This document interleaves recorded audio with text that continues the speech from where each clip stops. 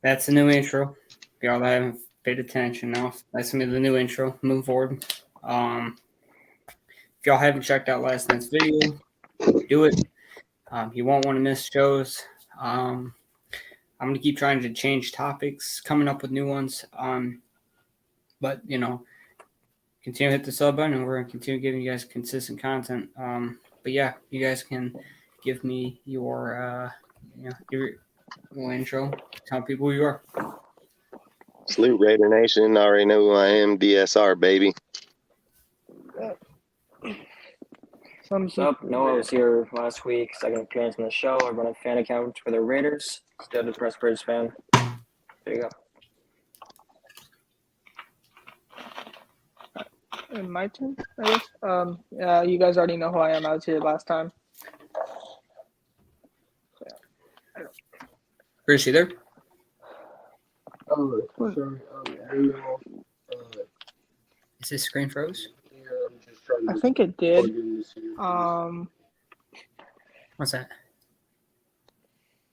Y'all. That's not good. His screen froze, I guess. Give him 1 minute. Oh. But we're gonna get into the first topic of tonight. Let me see if I can add him back in here. All right. Chris, you there? Sorry, Okay. Coming out of camp, I'm gonna give Dustin the straightaway to start off every topic here. We're gonna just go across the screen as you see it. Noah, Chris, and then Tarman, and then I'm gonna just go last on some of these topics. So we're gonna get right into the first topic of tonight.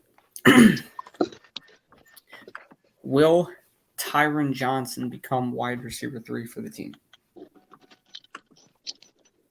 Shoot, I think he most definitely should be in certain plays. I mean, I think he's a really good wide receiver. He's got the speed. He can burn dudes. He's running a 4.36 40.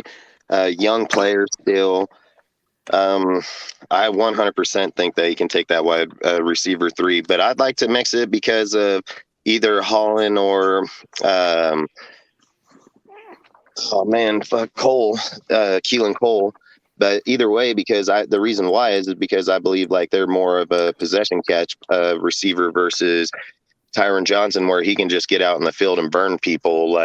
And don't get me wrong, I've said the whole entire time, even getting him last year, I think he'd be a very good asset to the team once he got acclimated with Derek Carr. And yes, I strongly believe he should be. No. Yeah, I don't see why he can't be, a number 3 wide receiver on the squad. He's definitely got the speed. His, the hype around him this offseason has been building a lot, actually.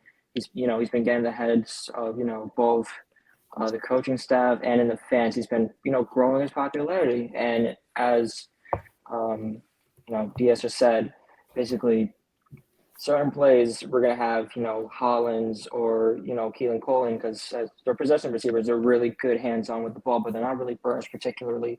So we need that speed, and Johnson provides that speed on the outside that we could definitely use. Yeah. Tyron Johnson, I think that we are going to run some sort of – I don't really want to say he's going to be wide receiver. I think he could finish – I think he'll finish third in yards. but he won't be third in receptions because I feel like Just most of third his in yards. yards across the wide receiver Yeah, position. and I think what will end up happening is he's gonna end up with like 20 yards a catch, type of thing. Just 20 like yards he a did catch. Okay, yeah. with the Chargers, like he did with the Chargers Yeah. a couple years ago. That's what Yeah. I think. And he can most definitely get the 20 yards per catch, no problem, especially with the speed that he has and the receivers that are going to be on the field with him at that time. And that's why I think he can be dangerous in the open field, because I've always said with possession receivers, you can always go down. You're going to get your 20, 30, which I've always said first down means you're still moving. When you're hitting fourth down, it means you got to stop somewhere along the way. Where I really believe that Johnson's going to be valuable is going to be in that open field on play action with him out in the outside or slot, and he just goes straight burn down the field. I think he most definitely can get into that point, 20, 22 yards per reception. Like I said, he's gonna be a And very he's gonna valuable. What's it? he's gonna get those 20 yards a catch. He's probably gonna end up with like 30 or 40 catches too. Again. I've said I think he, even before this season, I figured he'd be right between the 500 and 600 yards, yards for the season.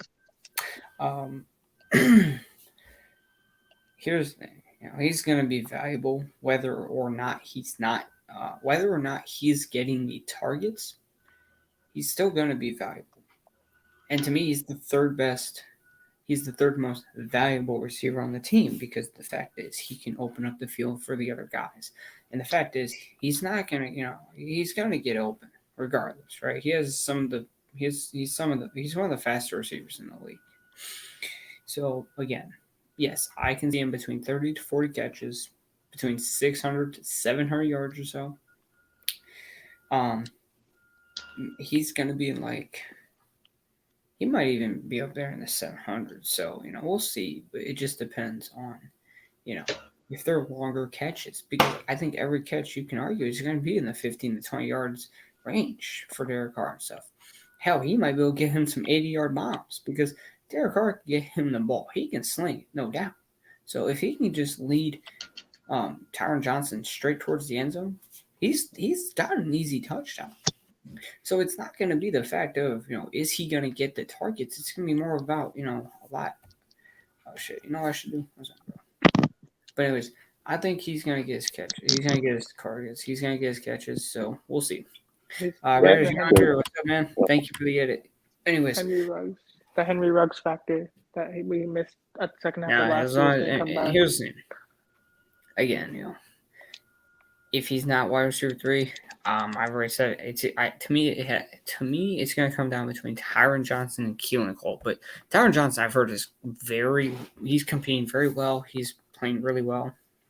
Well, the reason I think that he has the better chance, in which he should be, and the reason why I believe is because he's been accumulated with Derek Carr longer. He was there with him all year last year. He frickin' played with them. He knows them. It doesn't Keelan Cole and then Robinson and Holland, sometimes chemistry clicks right away, but not all the time. Like I always say, this ain't Madden, so I do believe he's going to be 3-4. I mean, he can be 3-4-5. It's not really going to matter with that type of roster and how you're going to rotate the players, because he's not going to be on the field every down, even if he is wide receiver 3. They will substitute them out between the two of those types of players. Promise. Yeah. Man, I'm excited to see, what the team does.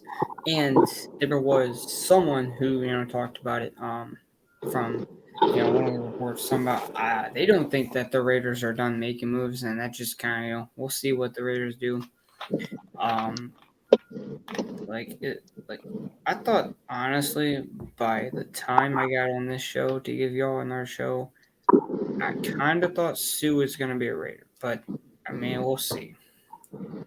I've said it from day one when they were even talking about it, when they got the money.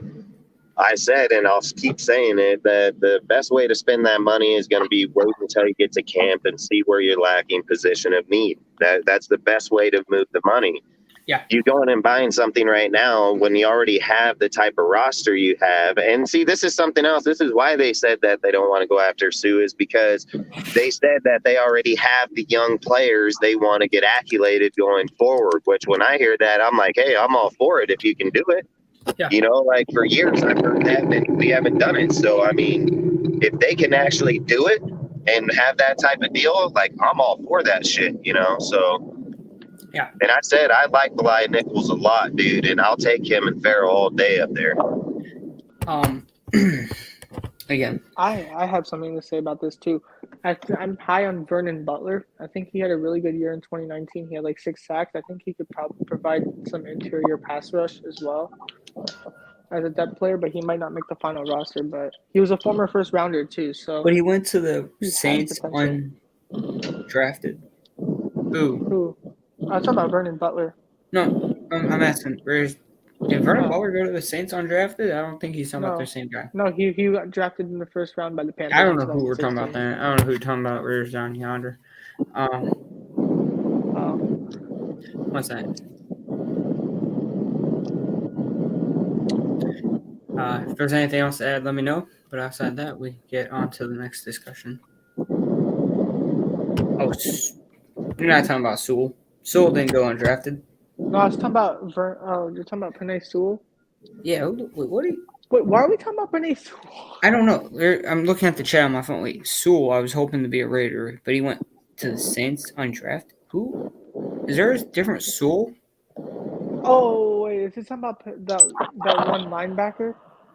I don't know. I'm going to move on because I don't know who the fuck we're talking about. Anyways, yes, I think it's my Noah answer to that. Sewell. My answer to that, yes, 100% of the time. Oh, his brother. Okay. Yeah, I think it's Yeah, his yeah. brother. I just think, like, in that last question, yes, I think he's got the capability of it, and I've said it from the day we got him. I like the dude a lot. Yeah, I know.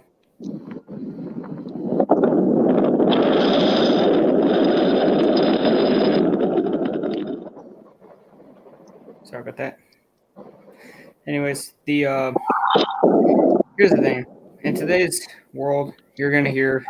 So I mean, I look at these guys, you know, and you know when I comment, you know, there's comments that I go back. Penei Sewell's bro, yeah, I'm looking at the chat right now.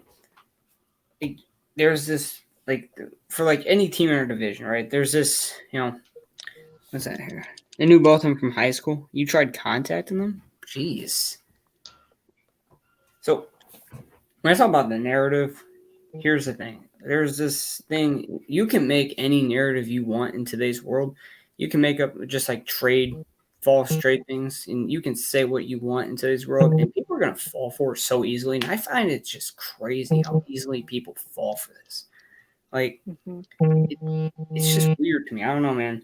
Like, why do you think it's so easily to have someone fall for any like fake narrative you can bring up? There's something called people are very gullible. It's crazy. It's not even. It's just. It's past gullible. It's to the point of stupidity because you can make up any like trade scenario or like false report, right? And people are gonna be so quick to believe this shit. Like that's something that I have noticed a lot. Yeah. I don't know, man. And there's this group of people, and I'm not gonna call them out. They have a Twitch. They live stream quite a bit. I pay attention.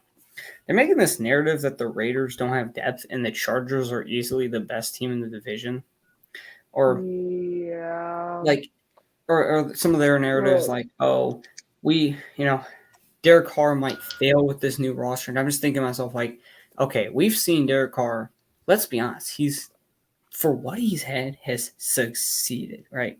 He has succeeded for what he's been given. So how do you get this narrative that he's finally given an offense and probably the best scheme he's ever been given, and you come up with a narrative that he can't play with talent, or he drives away talent? That's something I've heard also on the show, that he drives away talent. How does he drive away talent when he's never had it? Like, if he said somebody told me that he pushes away talent, I'd be like, stay off the paint, bro. Hey, our roster last Like- year was awful, and he led us to the playoffs. So, Dude, Derek someone- Carr is coming. wait a minute, what about Listen, the- when what about- Derek Carr was drafted in 2014, all the way this whole damn time has had shitty fucking teams Bro. put together. Until Gruden got there and started to at least give them the speed, the type of players, like that's when the team started getting more consistent. they, And if any John person, Gruden I don't was the care what best fan coach they are, Derek Carr ever had. if they sit and believe that the roster that we have right now doesn't have rotational depth, that he's gonna fail with this team, they're just straight crazy, dude. Bro, Like they're no, just it's the- called straight being a Raiders crazy. hater. That's what it is. The Raider most- hater. I think the one I've heard the most is that Josh McDaniels will fail as a coach again. And I'm going to talk about that a lot more going into the season. I can kind of see it, but at the same time, that's living in the past. Wait a minute. Okay, wait, how about this, right? Let's think about this, right? What great coaches haven't fell flat on their face the first time they coached? This man I mean, learned from Bill his Belichick kind of mistakes. failed too. This man, Belichick failed multiple times. bro, He failed that's as the head coach for the Browns before, so yes, that's my point. So y'all want to bring up the past. Y'all want to bring up, oh, he hasn't changed one bit. Y'all want to listen to these dumb fucking Patriot fans. I'm sorry, y'all are just straight fucking stupid. Y'all are on the paint. Y'all are on everything. When you tell me this man is not a good offensive coordinator, he can't run an offense. How about we point out that you guys didn't have They say that Josh McDaniels can't run an offense. yeah, Bro, I he's- heard, they don't He's have top any 5 player on offensive offense as coordinator talented for as the anybody last 10 years. How the hell can he not run an offense? why can No, we it's not? because that last year they didn't have a single player as talented as any player on our offense right now. And listen, when they Bro, talk about wait, okay, a but here's coach the thing, failing, when somebody wants to talk about a coach failing, statistically they can fail on either side, no matter Bro. if they're a good coach or a bad coach. And I mean, the way Man. that history goes is like you said a minute ago, is there's been multiple coaches that are in the NFL that's won numerous Super Bowls that fell flat on their face first time going out. So Like, here's it's my not thing, bro. uncommon. So when I look at this, right, and also I watch these narratives be,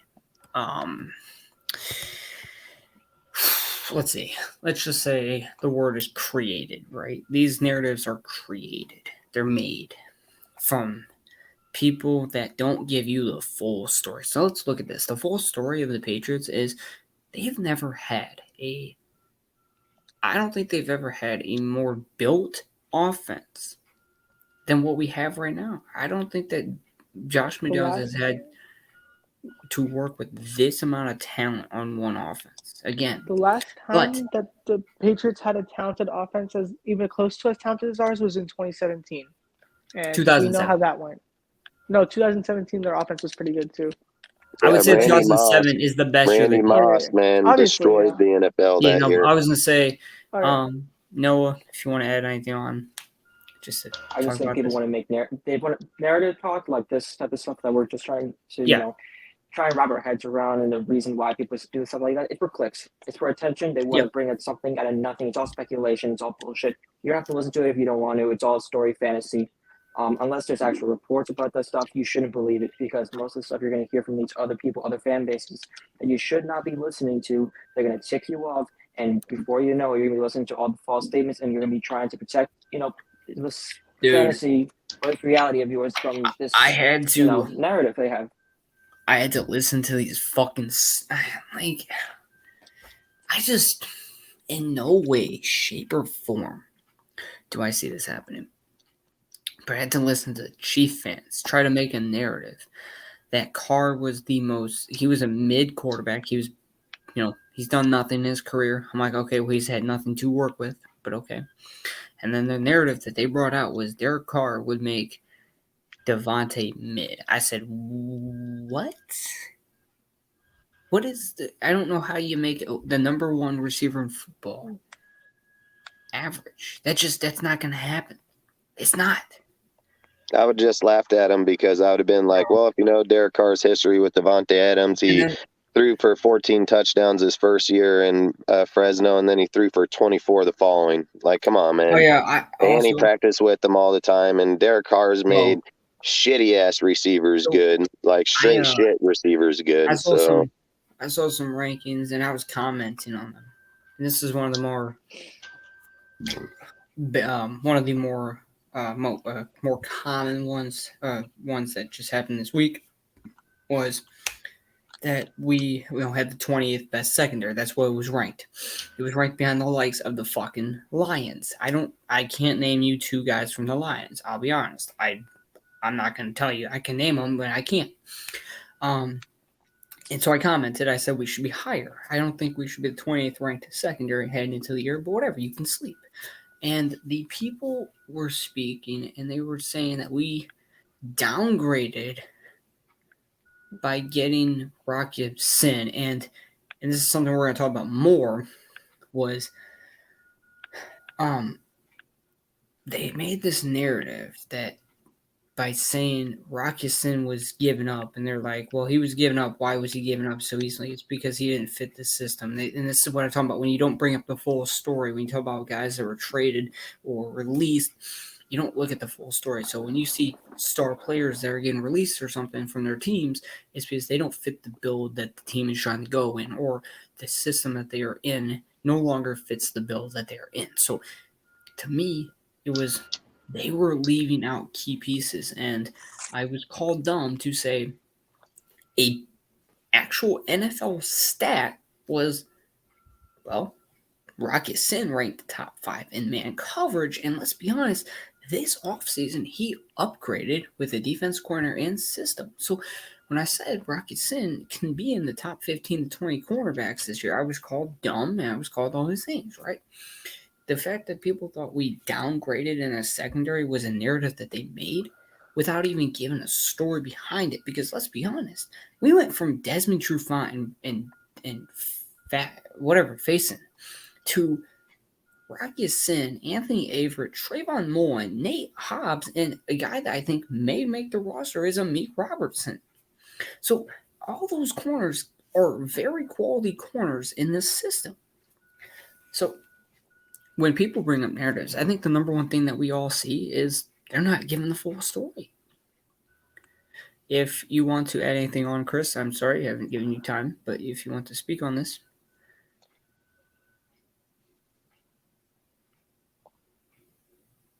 Chris? Is he there? Chris, your turn, bro. Oh, my bad. I trying to keep it down because my parents are asleep and everything like that. Oh. My bad. Anyways, let's see. Like the narrative talk for y'all, like the Raiders, honestly, for y'all, it just be like, y'all could like have them. Obviously, everybody gonna know they have them ups and downs, and so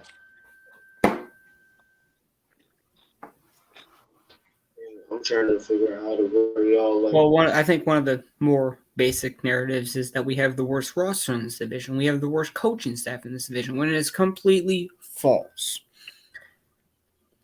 You know, the narrative that I'll say that is factual truth is that when people want to speak on things like that, they should just speak more literally about it and be like, one, yes, the team is unproven. There's no doubt about it. The coaches all put together. Yeah, it looks good on paper, all that. It does have to come together. And then you're looking at the offense and the defense, like where people were sitting there thinking like we need these players, where Josh and them are saying we don't, like there's a big difference when you're looking at a team and saying like we're the worst. Like I'm baffled how people can put us under the Broncos, ESPN, all these people, because I strongly believe that, listen, the Broncos ain't beat us in the last 4 games. Like the last time they beat us was in 2019. It's been till 2017 since they even swept us. And they're going to say with Von Miller leaving and Randy Gregory coming over there that he's better? That's insane. That's insane. So to sit there and say like we're worse than them, well, I don't know what the hell stats these guys are looking at, because Averett killed it, and Averett can probably be number 1 or cornerback in the defense. That's a huge improvement over Faison. Then you're going to say Rock Ya-Sin. Like, yeah, Rock Ya-Sin does have a few issues in coverage. Nobody's going to deny that. But the thing is, when he gets in man coverage, This dude locks down. That's what Raiders are known for. If people know Raider history, the Raider history is having lockdown man corner. That's what Yep. we've been live and breathe off of. So to Yeah. sit and say like, hey, and have Mullins in the back to rotate with them, it doesn't matter if Rocky Sin fails or not. If Mullen takes off, it doesn't. Either one, they're both damn near the same type of player. So it Yeah. doesn't really matter in that aspect. But depth-wise, way better rotation pieces. Nate Hobbs, man, the dude shut down just about everybody last year as a rookie. Yeah. Comes up into Graham's system, he's gonna kill it, dude. Like, so when people have this narrative, like, even like I've said 100 times, I would go on the D line. But to be honest, man, when you look at the players that are down there, they're solid ass people. So I mean, I don't care if we go with Hankins. I would go with Bly Nichols just because he did great at nose tackle and Chicago. That was one of his best years with 5 sacks right up the gut. I mean, Yeah. For people to just sit and say like the narrative of us or of the team being bad or not, like, listen, any team can be fucking bad. It doesn't matter what team it is. It can be the damn Patriots. It can be the frickin' Bucks. It don't matter. Well, Anybody can be bad. But to I sit just- and say that Devontae Adams and Derek Carr is going to fail within the NFL, that's just stupid talk. It's just some dude just hating. That's You facts. look- Then with Renfro, Waller, all these, come on, dude, get Wait a the minute. hell out of here. Let's be honest, though, right? Outside of the Chargers and Raiders, the other two offenses are going to take a week, at least 2 weeks, possibly, to gel like the Raiders and Chargers, because they have chemistry. And to be honest, I think in today's NFL, you need chemistry right off the bat. Damn And right. that's what we're going to have. I've already said this. Listen, I think we have the best offense. I've made the argument because you look back on it. I made the argument for the Raiders having the best offenses because, number one, we're not going to take 3 to 4 weeks to gel.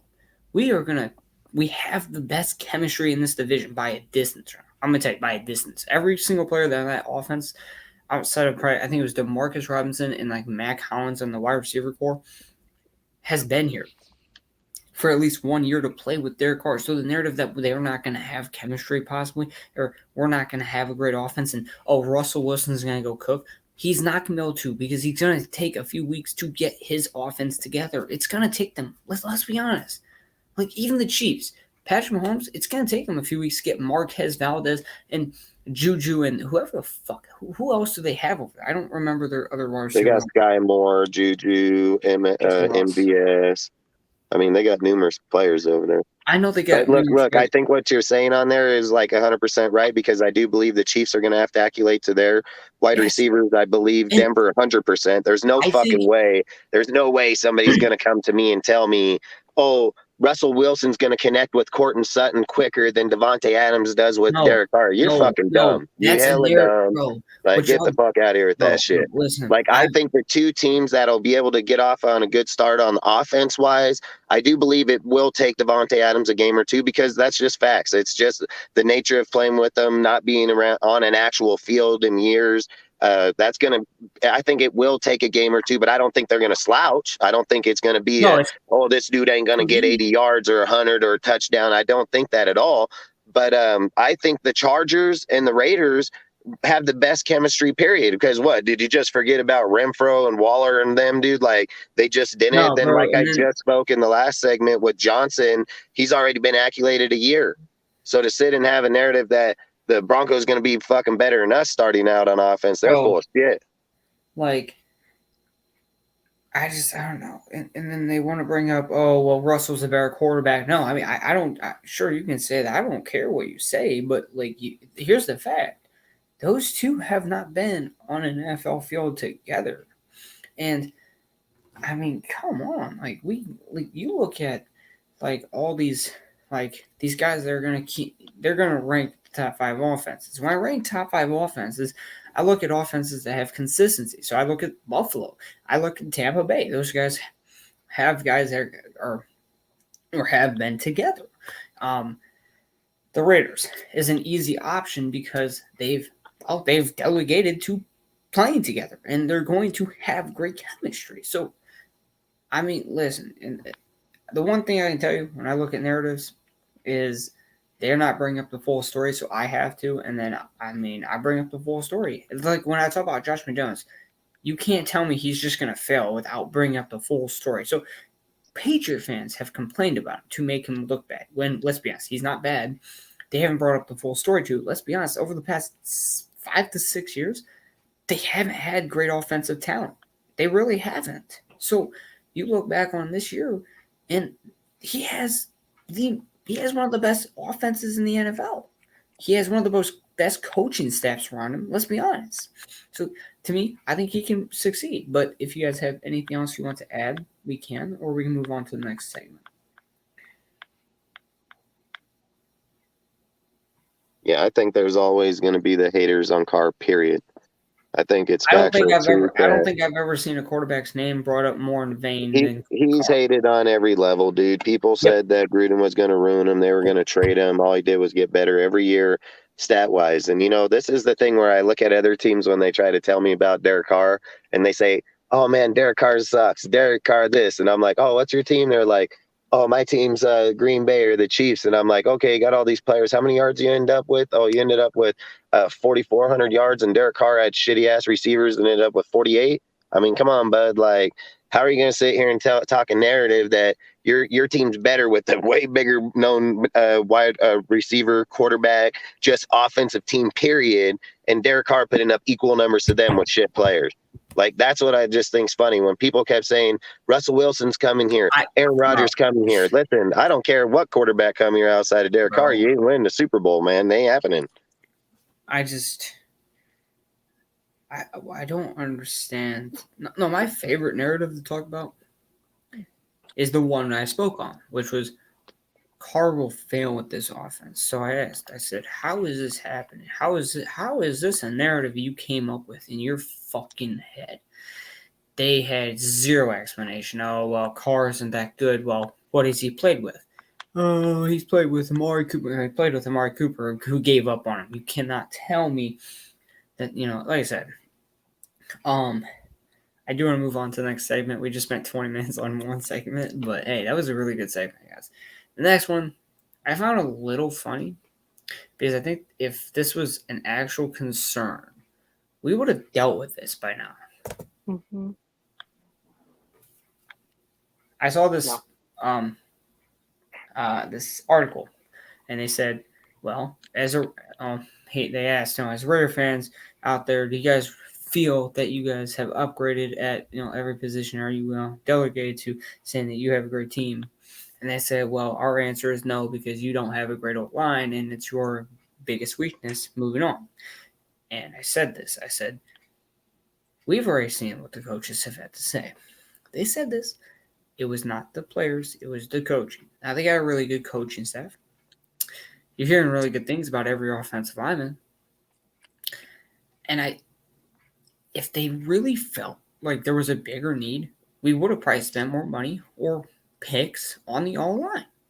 Let's be honest. We would have spent more into the O-line if we really felt this was a need. So I'm already going to say this. I'm not concerned one bit. I will not be concerned. You cannot convince me to be concerned about this O-line. I won't be. I won't. If you want to add on, guys. You can go, Noah. Yeah. You can go, bro. I'll speak on it. I think You go. on paper, this line is going to be probably one of the most improved offensive lines we're going to see this year. Last year, we were kind of stricken from the start. We lost Denzel Good in week 1 or week 2. We had Richie Incognito basically gone the entire season, still recovering from that Achilles injury he suffered in 2020 when he played the Saints. So we were already down 2 guards there in our most valuable spots. And then we had the rookie, John Simpson, fill in. And surprise, surprise, he was actually really good, as has been most of our late-round picks that were drafted under, the Gruden Mayock era. So you have Simpson there coming back to play right guard or left guard, depending which one you want to put him at. It doesn't matter, really, because he's versatile like that. Denzel Good is back from the injury. Hopefully he'll be just as well. We already have Cole Miller out there on left tackle. And, we have Andre James there. If you want to put Dylan Parham in either spot, in Simpson or Good's position, I wouldn't complain, because either way it's an upgrade, or potential-wise speaking. And then, of course, we're going to, Leatherwood back out of right tackle, who hope he plays well. So I think on paper, this the is probably I was gonna say I think the biggest thing that you just went through was, I mean, I think anyone in the chat can realize this. What was the number one difference? Honestly, I think anyone in here can also answer this. What is the number one difference from this year's O-line to last year's? It's that we have versatility. We have it. I'll tell you one big difference is Tom Cable ain't running that motherfucker. No, listen, Tom. Okay, Coaching, listen. I said this a coaching, while health, and ago. I versatility. said this in the middle of the season. I said he was just a name. He used to be good at coaching the whole lot. He is now just a name. He cannot coach anymore. I think he needs to retire, go to a retirement home, figure out what you need to do moving forward. But you guys can add on. Yeah, the biggest problem with that fool was even in Seattle, dude, he fucking was shitty offensive line over there, and that's why they let him go. Like, Tom Cable came into offense over here where it was already a stacked ass O-line. So it wasn't like he came in here and trained them. Go look at the stats. If people pay attention to the stats, all we did was digress over those years with them at the helm. So, and for people to sit and say, like, I the mean, O-line, listen, we beat good ass teams with that fucking shitty ass O-line. So I don't know how people can sit and say, like, if the line comes back healthy, you're running under a different scheme where you're not forcing one dude on two all the time. Josh runs dual tight ends in that backfield a lot of times, so they're going to be picking up more people. Like, this is a whole different scheme than what they were running over there. So to sit and just to say, like, we're going to be worse, I highly doubt it. Actually, I saw the art. I want to say we were ranked. So the rankings I keep seeing, 28th was ranked the senior. We were ranked 23rd at the linebacker. Those are two of the significant ones I remember. And I just remember here, the keywords I saw was we don't have a game changer at linebacker, which, whatever. We'll speak on that as I continue going with these videos. So the O-line, I think, was ranked 22nd entering this year. I said, I don't know, man. I just think, you know what? There's one consistency I've realized over this offseason. They're sleeping. And you know what? I'm fine with it. Sleep. I don't care. They sleep every year. Because they're haters, bro. If you bear the shield, bro, they're haters. Wait a minute. Listen, I've been a Raider fan my whole life, and these fucking dudes are haters, bro. I actually have this one funny comment that I saw this other day, where I made a comment. I said the Raiders in this division, because they had asked, in this AFC West, who do we have winning each amount of games, X amount of games? I said the Raiders can win 10-7 or 11-6.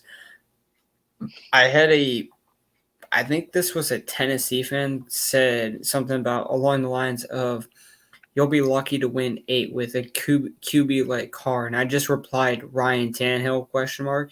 He hasn't replied back. I was just kind of like, how are you going to shit on a team with a better quarterback? Let's be honest. Like, I don't know how that happened. But with the O-line, let's be honest. I think we can all say this. We all should be confident in this O-line, especially the coaching. Noah, if you guys want to continue talking about this, actually. Yeah, with the O-line, I think that, Carmen Brasillo, the new guy that came along with Jonathan McDaniels from New England, I think he's going to do a well job keeping this line disciplined. I think New England was in the top 5 for lowest penalized offensive lines last year, which isn't much a surprise because they've always been a really disciplined team underneath Belichick. But it still shows that, that Brasillo coming back from the offensive line like he was the past few seasons, he's still, he's going to bring that consistency here to Vegas, and I think that's another good sign, another upgrade over Tom Cable. So I believe that that's going to be another positive. Tarman, if you want to add on anything. Offensive line got better with coaching, health, and versatility, and that is why our offensive line will improve, and that'll be the reason why our offense as a whole improves. Yeah. I think we were missing O-line. I think over the past 7 years, the best our O-line was ranked was 22nd.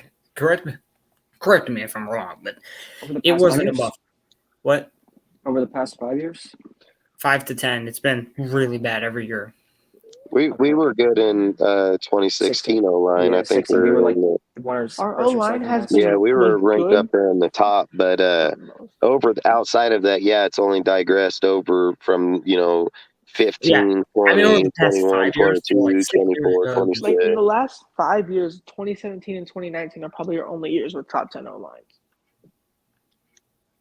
I don't. That what? Maybe, yeah. Did you I say could, yeah. last 5 years we've been top 10 O-line?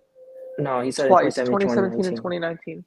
Yeah. And Tom I Cable could took argue one of the that. most dominant O-lines from 2015 to 2017, and it was complete ass cheeks in Hey, 2018. actually, as we mentioned, Lyman, I'm very happy we made that trade last year of Rodney Hudson. Looks like he's retiring, so we really I mean, wait a minute. Damn What? right. They Wait a seen minute. that Wait a coming. minute. Diego stays Arizona. Wait a it's minute. just Didn't we not get? Wait a yet minute. run Did we blockers. not? Wasn't that the pick we got Malcolm Kuntz with? Or Yep, it was Malcolm Kuntz. yeah. So you know what? We won that trade. I don't give a Damn fuck right. about this. That's There's my people. favorite. That's my favorite dude right there. But frickin', like I've said with the offensive line, man, that people. That's why I know these guys ain't Raider fans. That's why I know they don't pay attention, because if they look at the line that's sitting there in front of them, it's easy to say any line that they're going to fail or not. But they got Munford in the back, dude. That was Ohio. I mean, dude's a badass. He's fucking going to play just fine. Big body person.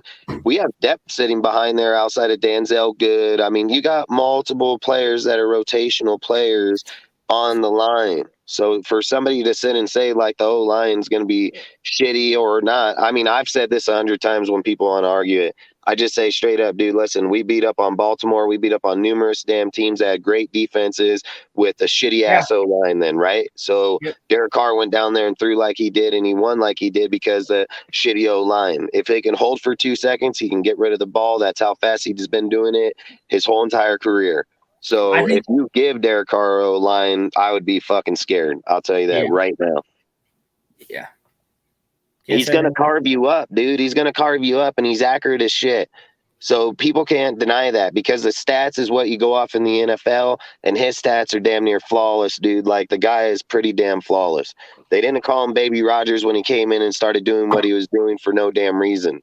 Derek Carr is deadly. If you give him the option to have those type of... Dude, listen, the way Raiders are and people are against the Raiders... If we had damn Randy Moss on the opposite side of Devontae Adams, they would still say we were the 4th best team in the damn division. Like, they would still tell us that. So that's the shit that just irritates me when they talk about our team like that. Yeah. But you know what? Hey, the only tried. thing I'll say about Derek Carr is I just hope his touchdown numbers improve, and I think they will, with Josh McDaniels being one of the best red zone play callers in the league. I don't even see that as a question, to be honest. I mean, like, I mean, we have Devontae now, so I don't think it will be a problem because he's one of the better red we zone have a players in the healthy league. Darren Waller. We have a Healthy Hunter Darren Renfro Waller. who has a Yep. very And we All have that's 5 true. dudes. All We that's have true. 5 players over 6'1". So I mean, I think that problem solved. That's true. I'm not even gonna lie. Here's The play the calling the more and last few more years we in the get red zone has closer- been horrendous. the Let's more just and put it more that we way. get closer to the year, I'm gonna start paying attention to people, because I have this one group chat with these guys, and they're like, "Oh, we already see the Raiders flopping this year." I'm like, "Hey, that's fine. You know what? You know what? You guys talk all you want, man. I'll be honest. That's fine with me." Don't give us no fucking first pick with fucking Zangler and Josh. You're gonna be in fucking trouble. Give us Bryce Young. I'm kidding. We're just gonna act like you didn't say that.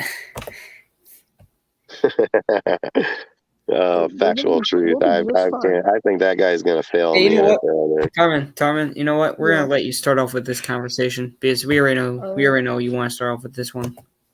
All right. I'm not even looking one sec. My bad. How good can he can be a fucking all-pro? He can be first team all-pro this year. I would not be shocked. Patrick Graham's scheme will be better. And hopefully the rest of the team actually learn, like the corners. He's already really good. You know, we didn't really allow much deep passes last year, and most of the deep passes were on Abrams' side. So, like, I'm not really. I really think. And that's as a rookie. Yeah. No, he was good last year, and he upgraded in every single way, right? He's got a better defense run. He's got a better defense coordinator, better system, better and experience. And he's coming into his second year and he learned from his mistakes. And let's just hope he catches those interceptions. Like if he can Oh catch yeah, those that's the interceptions. only problem with him is that he drops a lot Now of I picks. want to say this. I do think he's gonna have a great year. I think you can argue he's already a top 10 to 12 free safety in the league. Like I think he can be in a Pro Bowl All-Pro conversation for sure. That's what I think he'll be. he should be. He should be. And you know what? Graham's system will make him like that. So I'm not I mean, worried. I'm not worried about Trayvon Merrick. I'm worried about Abram in the corner a little bit. I'm not really. Here's the thing. But You know- I feel like the scheme will be better, so we could be fine. We should be fine at least. I mean, why are you worried about Jonathan Abram, bro? Jonathan No, I Abram mean, I don't know. Something. He's in the- I okay, feel here's like the- I know he's going to succeed this year, but like, it's okay, like, let's be Dude, honest. Hardman's going to be playing that side in that critical point anyways. It's not going to be Abram. No. that's Here's true. the You're thing. right, You you're shouldn't right, even you're right. like. I'm not even worried if he's on the field. I'm not because here's the thing. No, No matter I'm just what, worried, no matter like where he's not he even that plays, bad at coverage. Like people give him shit for being bad at coverage. He's not He- that bad.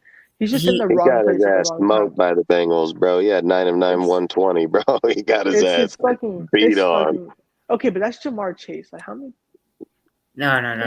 Come on. No. He did the same fucking shit against the Chiefs. I'm not He here. I'm not did it here. against a lot of No. teams. I'm not. You know what? No. He just can't. Well, fucking listen, bro. I track don't the know. ball. He can't Stop, track bro. the ball. That's his main Look, problem. He no, can't it's track not the ball. even. It's not even just he can't track the ball. He can't fucking cover. He can't. And you know what? That's as simple as I'm gonna put it. Right? I don't have to argue about that because we've already seen him in coverage. He got mossed by a 5'9" running back, bro. I don't have to say anything else.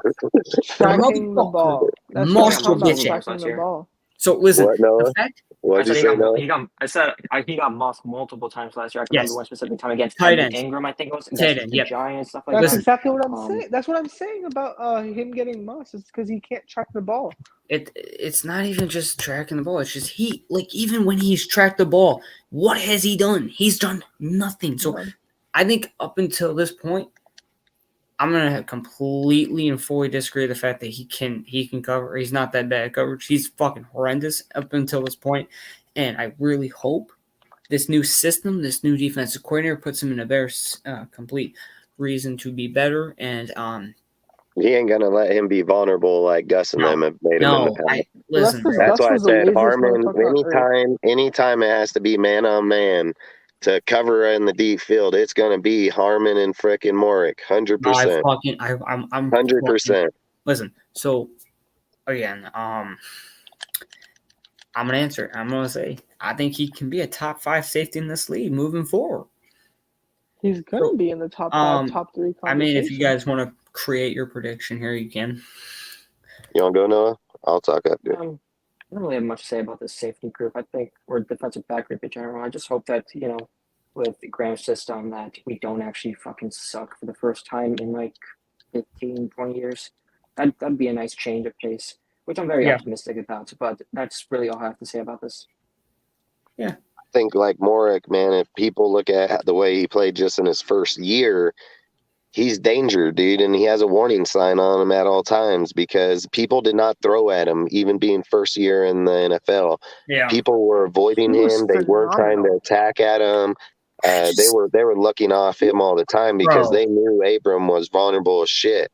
Yeah. And I think like when you're looking at I Morick, gotta- Morick has a good tackle. He has a good coverage rate. He No, bro, values the field tremendously. Like he's very aware out there. So would I say like this year going top 5? That's tough because I mean you got Bates. You have a lot of good ass people out there that can cover into that top 5. I think I would say top 10, 100%. I'll say top 8. I would say top 8. Yeah, no, I think that's I do believe okay. in Let Graham's me system. Graham's system ain't gonna allow him to be vulnerable. Year 3. Let me do year 3. We'll talk. Yeah, I would say 100%. Hey, Trayvon Merrick allowed 170 yards last year on 14 completions. He is already one of the best coverage safeties in the whole That's league. what I'm saying. People how many won't throw attempts? at him at all.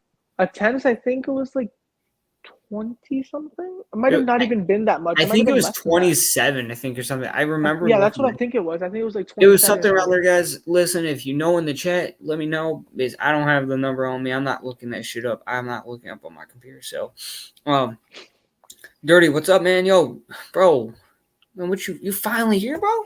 Like, man, I've been trying to get your ass to do one of these with me, bro, for a long time. But I'm gonna actually post this link in the chat since we only have 4 people up here. Anyone who wants to join up, actually. But my answer, I'm gonna say actually, I'm gonna move back my prediction. Top 8 for now.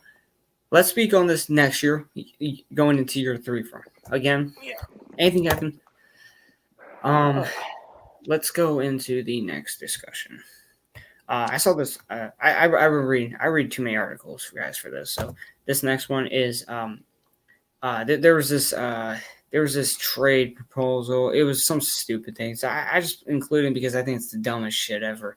It would said that we would trade Foster Moreau to the Green Bay Packers. Dirty, he's in here. What's that, y'all? This is a guy that has had me on his show 3 times, I think at this point, 4 times. Cool motherfucker. But we're gonna get him in here, bro. Dirty. It's good, man. Hey, wait, the Foster Moreau trade. What were we getting back in that trade? Salute, Dirty. It's in the chat. It's for a 3rd round pick. A 3rd round pick for Foster Moreau? Yeah. I mean, it's not something that was actually offered. It's just some stupid trade. Yeah, I know. It's a mock trade, yeah.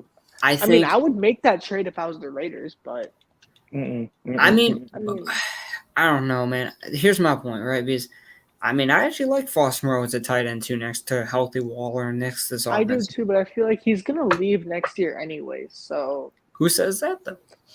I feel like he's gonna become a tight end 1 somewhere because he's talented. Bro, so. now, who the fuck? He'll never be a tight end 1 anywhere.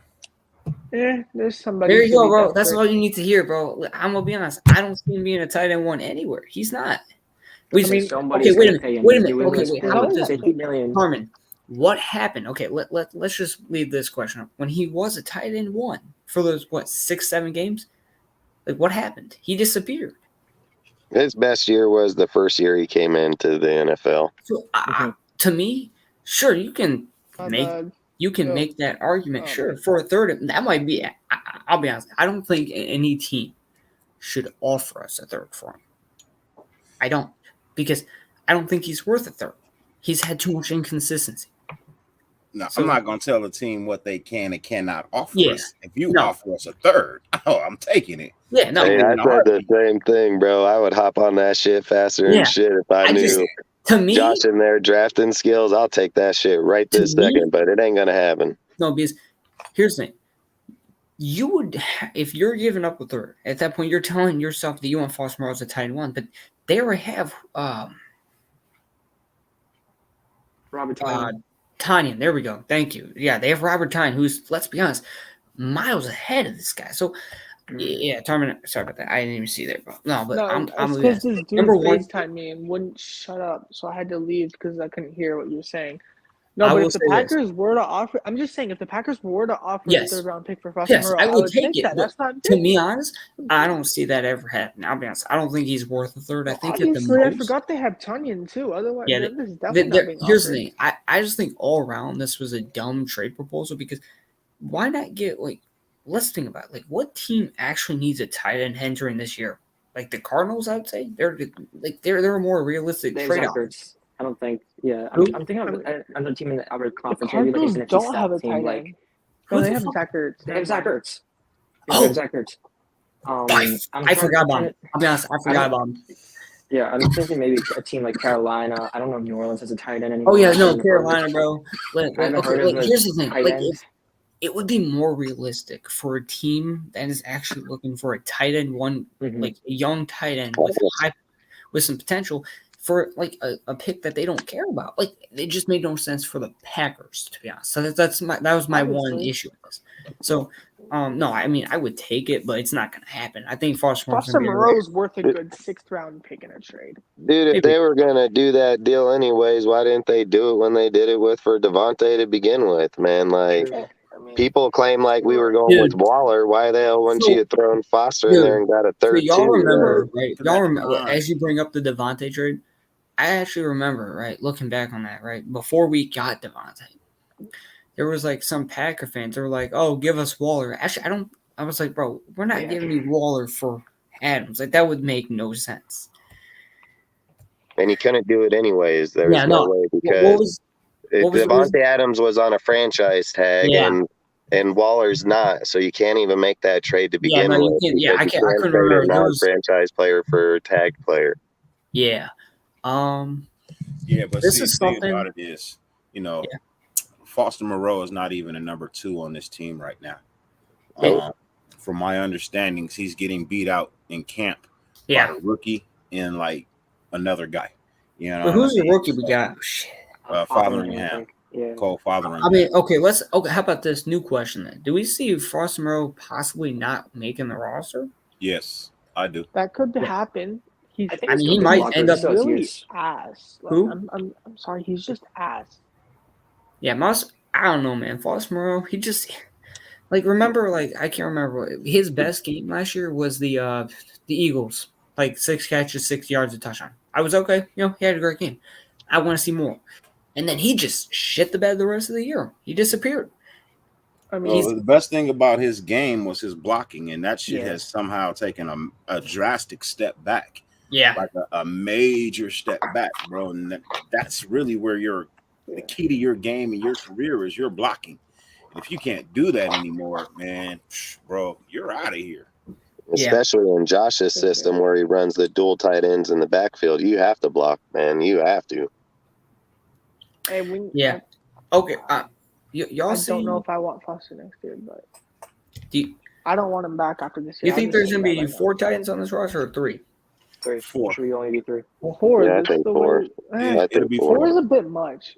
4 is a bit. No, it isn't. Not with It's not not with in McDaniel's his scheme, system. I man. think we'll when have he's 3 running and 1 on 7 the practice backfield. squad. Josh does this all the time. Okay, So it's not I think there'll uncommon be. to run him. No, I think Here's there'll the be 3 question. on the active and then 1 on the practice squad. Yeah, Maybe. that probably make more sense.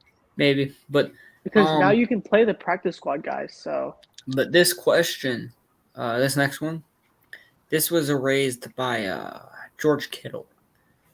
Just wanted to bring this up. He said, I found it an interesting argument to bring against this, or not against this, but just to talk about this. Should the NFL add one more bye week in the regular season? yes, No, I'm not opposed to it. no, I mean. Okay. no. I mean, there's Okay, I wanna- teams with wait, week I wanna 4 hear- bye wait. weeks, like, Okay, Dirty, what do you guys say? Nah, they make enough money, bro. You know. Yeah. You already make enough money. You don't need an extra bye week. Yeah. I mean, what you need to do is learn to fucking stay healthy. Then you be fine. okay, there's teams with week 4 bye weeks. So like, Yeah, I don't get that. I think the earliest, I think you should with this long ass schedule, I think the perfect. Well, what's our bye week? 6, 7? yeah, see exactly. Like we could Yeah, have, week if we 6. had one in like week 12 or something. Now I'm okay with it being early. Yeah, but I believe if you have 2 bye weeks, you have a bigger chance to be able to fall off pace that way. Yeah, That To is stay true. That is consistent, true. to yeah. stay consistent, you got to have those runs. And if you're breaking that Plus, shit we're up, you cursed can on be on bye a run weeks. and then deplete yourself. I like that can the work against you Our for team's sure. also cursed on bye weeks. I mean, our team is cursed on bye week too. So yeah, like, it is. But you know what, man? okay. I'm gonna say no. I'm okay with. I don't need another bye week because say our team is rolling, right? We're on a 4-game win streak, and then we hit a bye week. What's gonna happen? Our momentum might fall off. We So play again, decent. we already make enough money anyways. As much I don't see this. I don't know why George Kittle raised this. I think He it's said- more because him specifically. He's been very injury prone over the past 2 years, and he Yeah. hasn't been getting enough time. So I think it's more of a personal dilemma for him. Yeah. I guess I can be swung either way. I can see the benefits of both an extra bye week Yeah. for the players, but at the same time, I'm also against it because, as Dirty said, just stay fucking healthy. The equipment we're getting, or the equipment the players are getting, the field turf, it's supposed to be getting more safe in quotations. So if it's not working, then just Something's wrong with find what a you're different doing. find different companies to work with to grade your pads and stuff like that instead of Riddle or Zenith or stuff like that. Just find different people or different, researchers find different ways to get different equipment, better, more safer stuff than what's already on the field. Because apparently, if people are complaining about the injuries and players are, then they're not doing their job. And that's the only thing that second bye week's going to favor are injury-prone players to begin with. It's a personal dilemma for some people. So I mean, yeah, I'm gonna say no. In order for you to have a second bye week, you would have to extend the season even more. No, Right. yeah, And that's Like not see literally, this you'd have to thing- add another 2-3 games to the Three? season. Yeah, you would have to add 3 more games to the season to have a bye So week. we would have to have like what 22 weeks and 20 games. Like, nah, I'm cool. Yeah, The I'm good. entire NFL season from the Hall of Fame game up to the Super Bowl is like 27 weeks long, which is already considerably long. Salute. And Well, know, the thing it's- about it is you get a bye week between the regular season and the preseason. You get a yeah, bye there week. also, There's there's your also second that bye too. week. That's your second bye week. Yeah. Right? I think as I've spoken on this quite a bit, our secondary was ranked 28th in the NFL. So I raised a question to you guys. Let's just go by one by one. Whoever wants to start. Where do you guys see this secondary ranking among all NFL secondaries right now? Once the season is done, where will we Yeah, be? where will we rank? Like in the top 20, top 20? I mean, Top 10. I can see it. That's the upside, I think. If everything works out right, we could be in the top 5, and that's adding an Ndamukong Suh. If without an Ndamukong Suh, just outside the top 5. Well, no, maybe I was talking top about just the secondary, like with Oh, Rocky. the secondary. Yeah, Where will the secondary rank? yeah, because this dude ranked us 28th behind the Lions, and we were right there with the Are you Seahawks. talking about the PFF dude? I don't remember. I don't know who it was. It was some dude. It was I Yeah, can't think remember. He had us at 29. I don't wanna- was I like, don't wanna- what the fuck? I don't want to try and bash this argument, but in defense of the guy, specifically picking Detroit to be above the Raiders, specifically because we're been so unproven as a unit besides, Mulrig and, The guys Hobbs we last have, year. Considering the Lions, considering the Lions secondary and stuff like that now with Dan Campbell coming back there, we saw how good their defense got and their offense got in the later part of last year. So as far as little Listen. rants and to end it off, I do agree with Detroit having more potential to be above us, but 28 is still way too low. if That's my we thoughts. honestly, I'll be honest, right? That the secondary that we have, the guys that we have produced. I mean, the guys that we brought in have produced on their own respective teams, and they're in a better system. So, for us to be ranked 28th or 29th or whatever the fuck it was, is just way too low. And I think the upside, like they said, like you're saying, is top 10 to 15. It is. I would have to say top 15 because you're looking at Chris Ash, Jason Simmons being back there in the DB coaches. You're replacing Abram with Harmon in the coverage position. You're going to have Morick. You're going to have Rakia, Mullen, Averett, Hobbs. I mean, there's absolutely no way we're ranked 28th. There's just absolutely no way. I mean, Graham's system in the Giants wasn't even 28th. And they had worse players than we got sitting on our team right this second. So there's just absolutely no way. Maybe when they're looking at it right now, they might say that, but there ain't no way it's going to be like that at the end of the year. No way possible. No way it's that way. You got to also look at it like this. You got 3 of the top man coverages over the last 3 years. Facts. At corner. Facts. So you got Nate Hobbs, you got Yasin, and you got Mullen. They are the top 3 man corners in the NFL over the last 3 years. And your system that you're getting ready to play is 90% man coverage. So if it's any indication, if any of their last seasons is any indication of what it is they can actually do, there's no way in the world they're outside the top 5. I don't know. I just find it crazy. I mean, it is what it is. They're sleeping. That's fine. Let's be honest. Would we rather? I mean, I'm fine with them sleeping because once now my only issue now is what happens when we actually succeed on the field. They're going to make excuses. Let's be honest. That's just how it is. Right? Yeah. We're not going to get the respect we deserve, and that's fine. I don't care. Because if we just prove the people wrong and we go win, what are they going to say? Right? To me, it's got to be top. Bro, The worst that I'm fine with is top 10 to 15. That's all I'm worried I about. feel like we're gonna be like 18, 9, 8, like 17, like average. We're gonna be in the average range. Wait, why would Nah, we we're be way in above that? that. I feel like we're Okay, just why gonna be would average. no, wait a minute, I wait, definitely see why. wait. Hey, Let like, him, let's just talk facts here, all right? Hey, Averett came into the Ravens last year and fucking killed it. One of the best damn safety or corners in the NFL last year, taking over from solid ass corners there. Rocky Sin has locked down some of the best, even including I know, Devontae Adams I in know. man coverage. Mullen in man Wait. press, dude, he was top I'm just 5 in very Gunther's pessimistic because system. of our Like, there's past. just no way Tarman. that we're going I'm to just be pessimistic anywhere about to the past. 20s.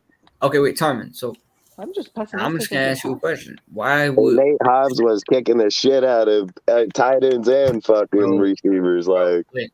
I just want to ask you this. So you said 18. I mean, so why do you think we would be ranked that low, Because with the Raiders, something's gonna go wrong. And that's just bro? how I Yeah. feel. That's Bro. fair. No, we Bro. have the talent to be top 10, but I don't know. Okay, Something's gonna go wrong. Carmen, do you realize this coaching staff finally isn't that sorry ass coaching staff we've had for the years? Yes. They're not gonna mess around with it. They're not. It's just the facts. We have a better coaching staff than we've probably had over the past 10 years, guys.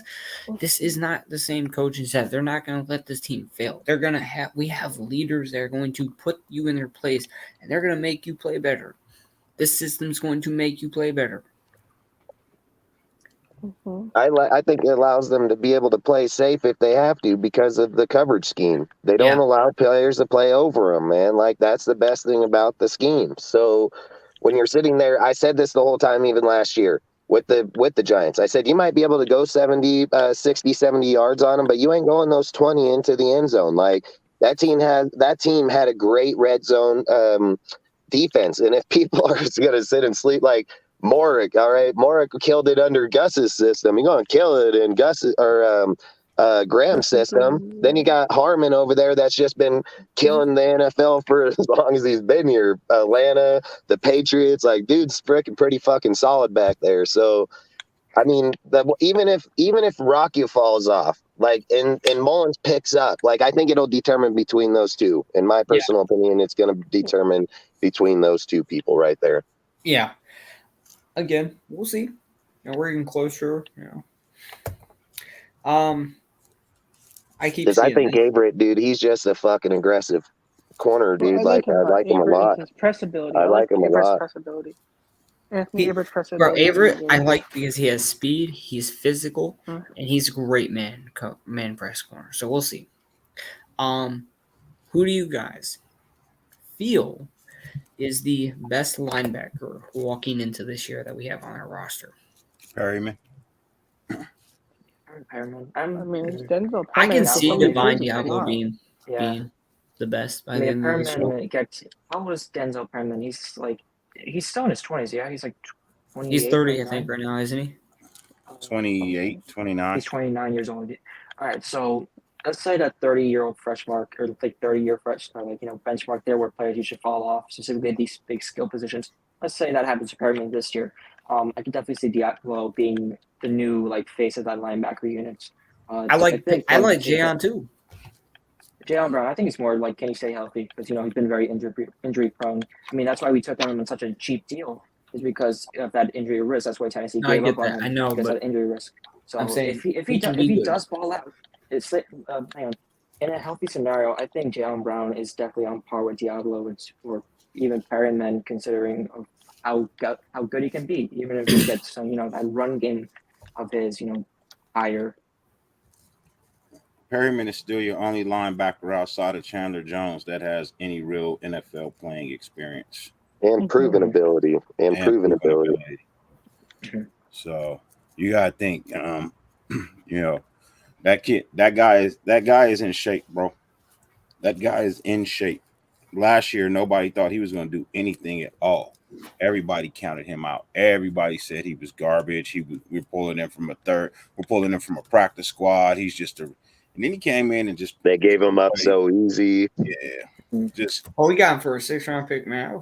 Yeah. And he led the league in tackles. Since And he just came out and top just 3. literally set the world on fire Hey, on defense. Perriman was injury prone before coming to us, and Jayon Yes. Brown was injury prone before Yeah, coming and then to he had us. 154 tackles.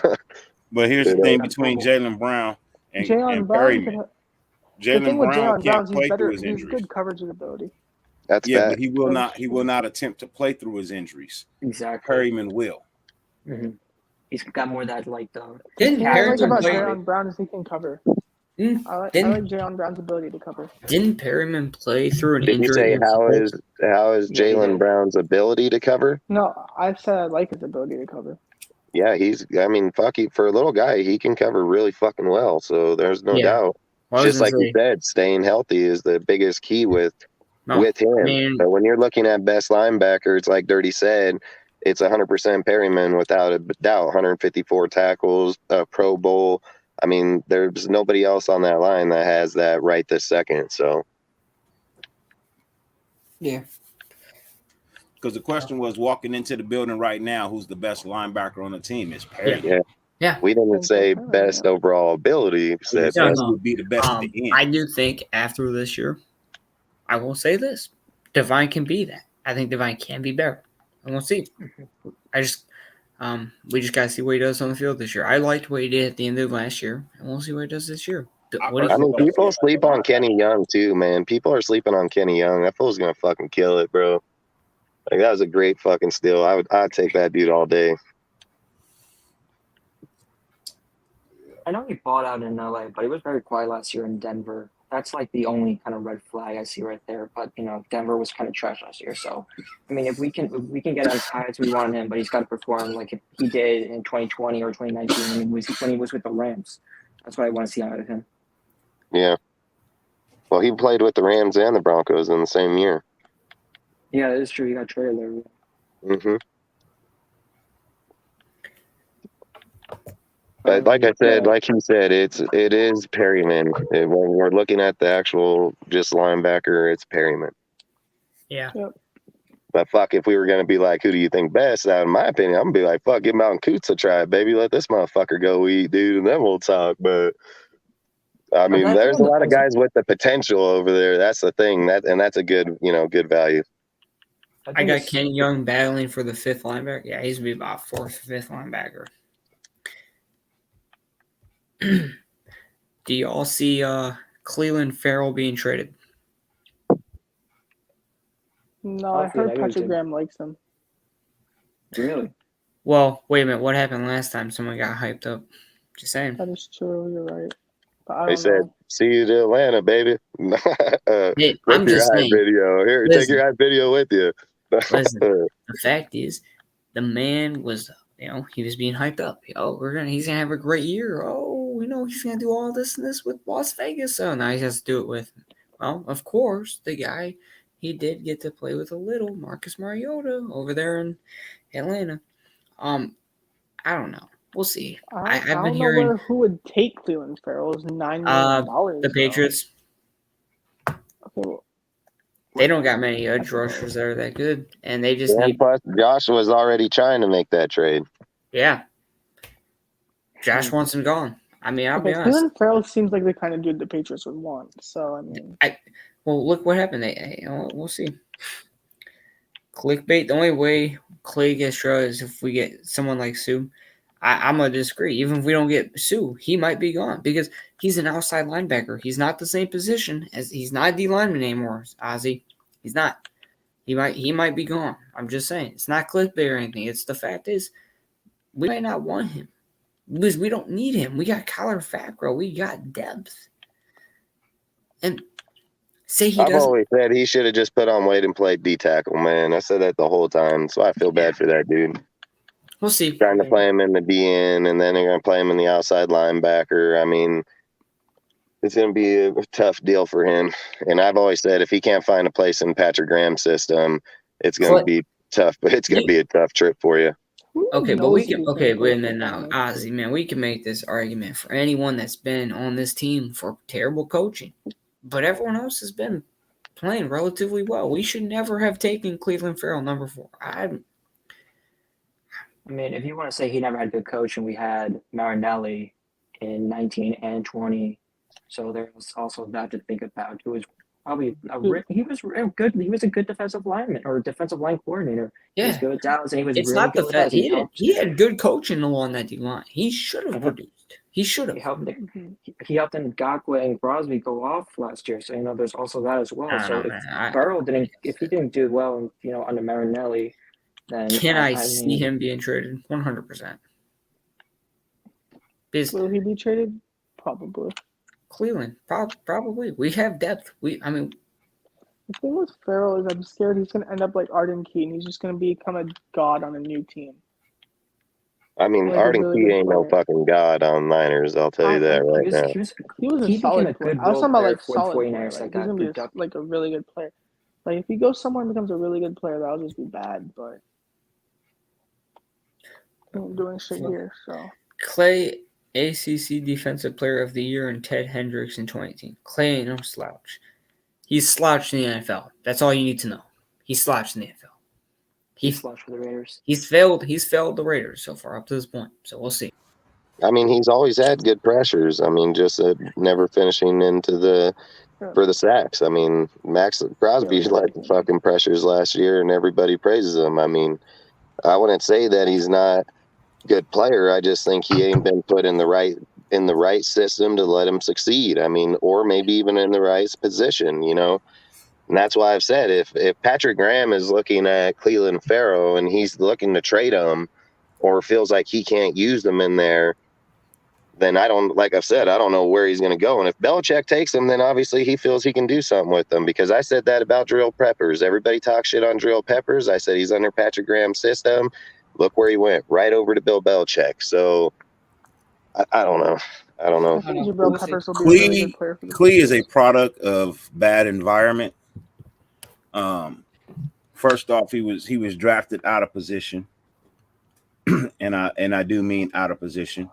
But that I don't blame him for that. He has no control over where he's drafted. So, but he's been a product of a bad environment, man. These coaching staffs before the one we have now, bro, they don't have any credit of developing players. Yeah. Right? Like they don't have any real substantial credit of developing a player. All their wins and things of that nature, it all stands on players who have been around for a while and have already learned the game. That's why they had to go out and find so many players that had already played under Gus Bradley, because they're not known for developing players. Yeah. Cleve was a dominant force. Then you had him put on weight one season, then take it off the next season, then put it back on the next season, then take it off the next season. Like, bro, he has never had the ability to actually reach his full potential. He has never been given the full on, hey, Clee, here you go. Look, I'll bring this up, and this will make my case in point. Everybody was talking mad shit about Arden Key. Arden Key is this, Arden Key is that. He's terrible. And he went to San Francisco. You know what San Francisco did that the Raiders didn't do? They let Arden Key be Arden Key. And when they let Arden Key be Arden Key came through with numbers. The Raiders if they would have did the same thing, Arden Key would still be here. Yeah, they played him at D tackle over there. Yeah. And he could play linebacker. That was our first experiment at a hybrid linebacker DN. Yeah. So that's why I say just let Clee play DT. I mean, when he was in Clemson with Christian Wilkerson, that's how they rotated him in DN. Like, that's why I just feel like I feel like they failed to do, because he's got a lot of pressures in there. He's got back there. He just hasn't been able to finish. They're always rotating him. They're always putting him in different positions. Like, put a little bit more weight on him. And I mean, he's already getting through there at the weight he is. You know what I mean? That's why I always felt just put a little bit more on him, put him in the D tackle and let him go, man. Like, he'll probably freaking kill it. Let him play where let him play at the weight that he's comfortable at playing at. Yeah, that's facts. I mean, don't ask him to do anything extra. Just say, hey, Clee, get to the weight you comfortable at playing at. That's going to give you the best result for us, and play at that weight for the rest of your career, man. Let that be that. You know what I mean? But for me, man, like, I don't think I don't think Klee has failed. Like you said, I believe the system has failed Klee. And when I look at Klee's tape, Klee has way more flashes of excellence and brilliance than he does of not knowing the game. So, Facts. I think Klee's a beast. And I would like for him to be here. But if he's not, and we can get something for him, hey, then it is what it is. Yeah. Oh. How do you guys think Darren Waller will be used in this offense? How many yards do you think he'll get and stuff? I think he's gonna be a guy right across the middle. He'll get most of his catches up the middle. Well, I mean, it's not necessarily a New England situation where you have no wide receivers that are good. You have Adams, you have, you also have the outside threats that we talked about earlier, Johnson, Robinson, or Keelan Cole.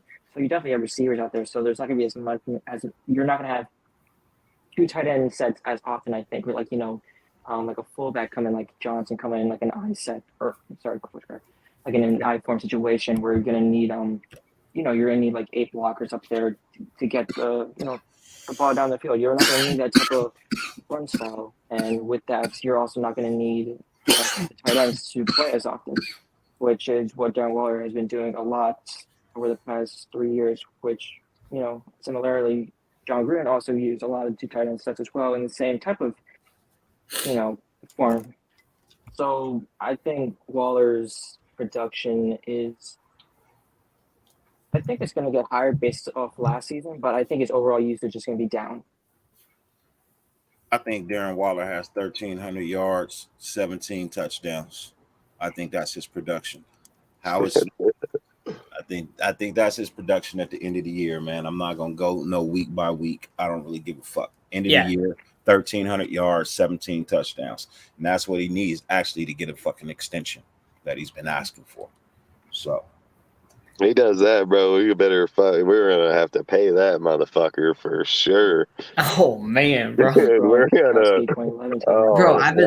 Bro, I've been speaking about him. Maybe hitting that 1,000, right? I'll take the 1,000. But he said 1,317 touchdowns. Bro, you do that shit, bro, I'm paying your bitch ass. Hey, I ain't gonna lie. Dirty always throws out them fucking ones, dude. I will not lie. Hey, he can do it. I mean, fuck, don't get me wrong. He can fucking probably do it. I'm not going to disargue that, but hey, look, if it's in your realm, yes, I'm going to throw out a high number, man. His is. You're right. I'm not going to fucking lie. I'm not going to lie. Y'all know how I do it, man. I put it in zone. Your top is 1,300. If you anywhere close to that, I'm giving you motherfucking I'm straight giving you motherfucking fuel to drive your fucking car.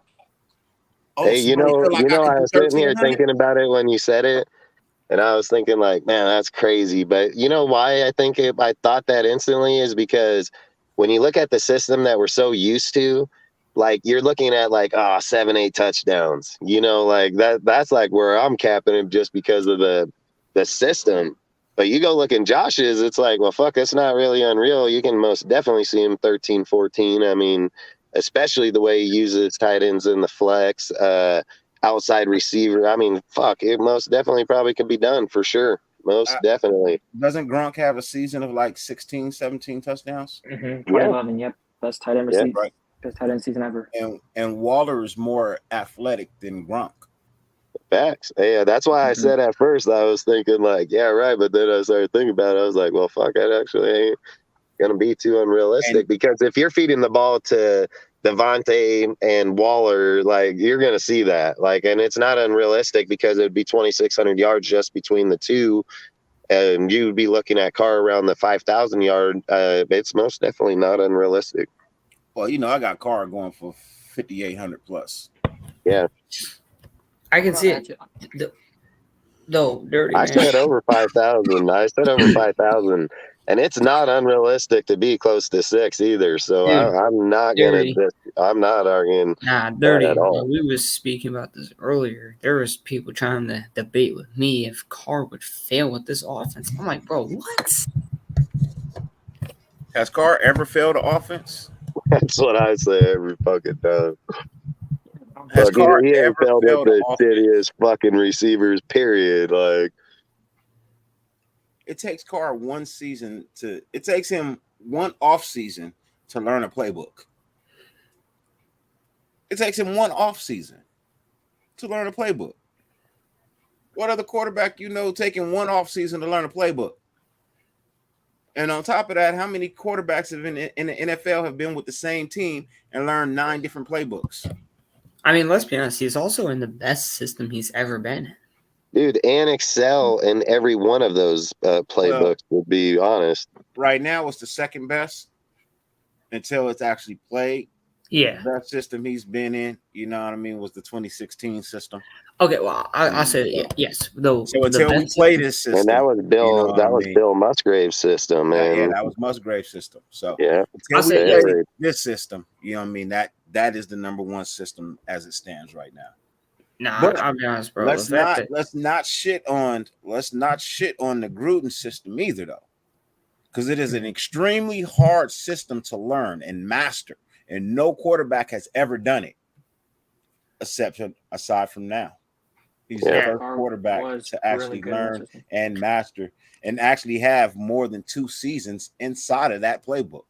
Yeah. He's seen way more of that playbook than any quarterback has ever seen. And still excelled at a high level when Gruden wasn't even doing Ozzy, it. bro. Ozzy, no one can shut up the haters, bro. Because, I mean, let's be honest. He's the most hated quarterback out there. So My boy Ozzy in the building. What up, Ozzy? Honestly, I think that even if Derek Carr won the next 5 Super Bowls, people will still shit on him. yeah. Well, we already know that. Because, I've already said, dude, if we had fucking Randy Moss in his prime and Devontae Adams over there, Yeah, I know. they would still rank us 4th in the fucking division and fucking 28th in the NFL. Like, nah, so like I said, I mean, I just can't wait. Darren Waller, he's gonna have a great year. But apparently, actually someone sent it to me. He I guess made a song and put it up. I don't know. Man was trying to shit on Darren Waller. I was just like, bro, get out of here. I saw that. Who did? Look, Darren Waller. I love Yeah. Waller as a Who's player. trying to shit on him? I'm not feeling him as a rapper, bro. But that's my personal you and opinion, me, man. you and me That's- both. That's You my and me personal both. opinion, man. He's That's just- trying to rap. He's trying to rap. Look, let him do his rap thing, man. If it's gonna keep him mentally sober and everything, bro. Yeah. I'm not gonna shit. I shitted on Okay. his rap thing already Dude, once. You know I'll what be I mean? honest. So, I find it crazy. I don't think this is just me Don't realizing. pursue it as a career, though. Anytime that we've seen us on like a Monday night or something like Sunday night, it's not just me, right? That they bring up Darren Waller's like past like drinking and all this and stuff, right? Like they always bring that shit up with Darren Waller. I don't know what it is. They're just trying to see this man fail. Because that's all people know how to do is bring that negative ass energy on people I just that are wanna trying tell to them, do shut the better for fuck up. themselves. Every time they bring that up with Darren Waller, I just want to be like, shut the fuck up. God. I just laughed that fool was over there in the practice squad of Baltimore. Now he's on our team because people thought that shit. And Derek Carr and John Gruden didn't. Either did Mayock. So for them sleeping on him, dude, they fucking went and picked him. So And that's the difference. And when a guy like that sees that, he don't want to fail those type of people because not a lot of people see that in him to begin with. So he ain't just going to fucking fail them. That's why I always sit there and say, if he was going to revert, he would have did it a long time ago. He ain't going to fucking do that. He's a way better person now. The this talk and the next talk I'm about to have are 2 narratives that I actually got to see that just keep coming out, right? Like and this is something I've noticed for a while actually, because every time a guy is drafted out of a small school, or the bigger school guys are drafted over the smaller school guys, it doesn't. I just don't know, man. Like it's like when people's teams draft these small school guys, right? When I mentioned the small school guys, you mentioned Darius Leonard. I think he came out of South Carolina State. He's probably the best linebacker in football. Where did Randy Moss go, or where did Jerry Rice come from? Greatest player to ever play the game out of Mississippi. Like, come on. That's to me. Okay, I'm not even gonna say that's a small school as much as like the FCS schools. Like we talk about, like even Eastern Michigan, that's a small school, but that's Mississippi State was a small school, bro. Fuck yeah, it was, and it was It one of just, the. it just started. It just really started producing, you know what I mean, more NFL talent. But for And a in while, his, Jerry Rice, and in Jerry's time. yeah, it had only been like 4 or 5 people to come out of there. You know what I mean? Ozzy, that's true. Wow. That's the media for you. They want people to fail. No, but I'm so like, even watching other people's teams draft these small school guys, and they complain. They're like, "Oh, he's from a small school." That doesn't mean he has any less talent. And I don't really think any player is is out of talent. It's just based off how can they be incorporated into the right system and stuff. And I think you look at Max Crosby. He's from a smaller school, man. He's Eastern gonna be. Michigan, yep.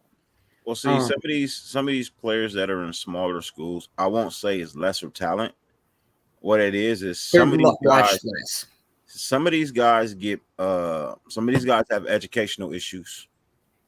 You know what I mean? Some of these guys have educational issues, and they end up having to go to some of these JCs. You know what I mean? And these JCs, they, you already put a tag on you if you got to go to a JC to get your education going, right? So you end up having to wait for some of these smaller schools. Doesn't mean you have lesser talent. It just means you had a harder road to climb.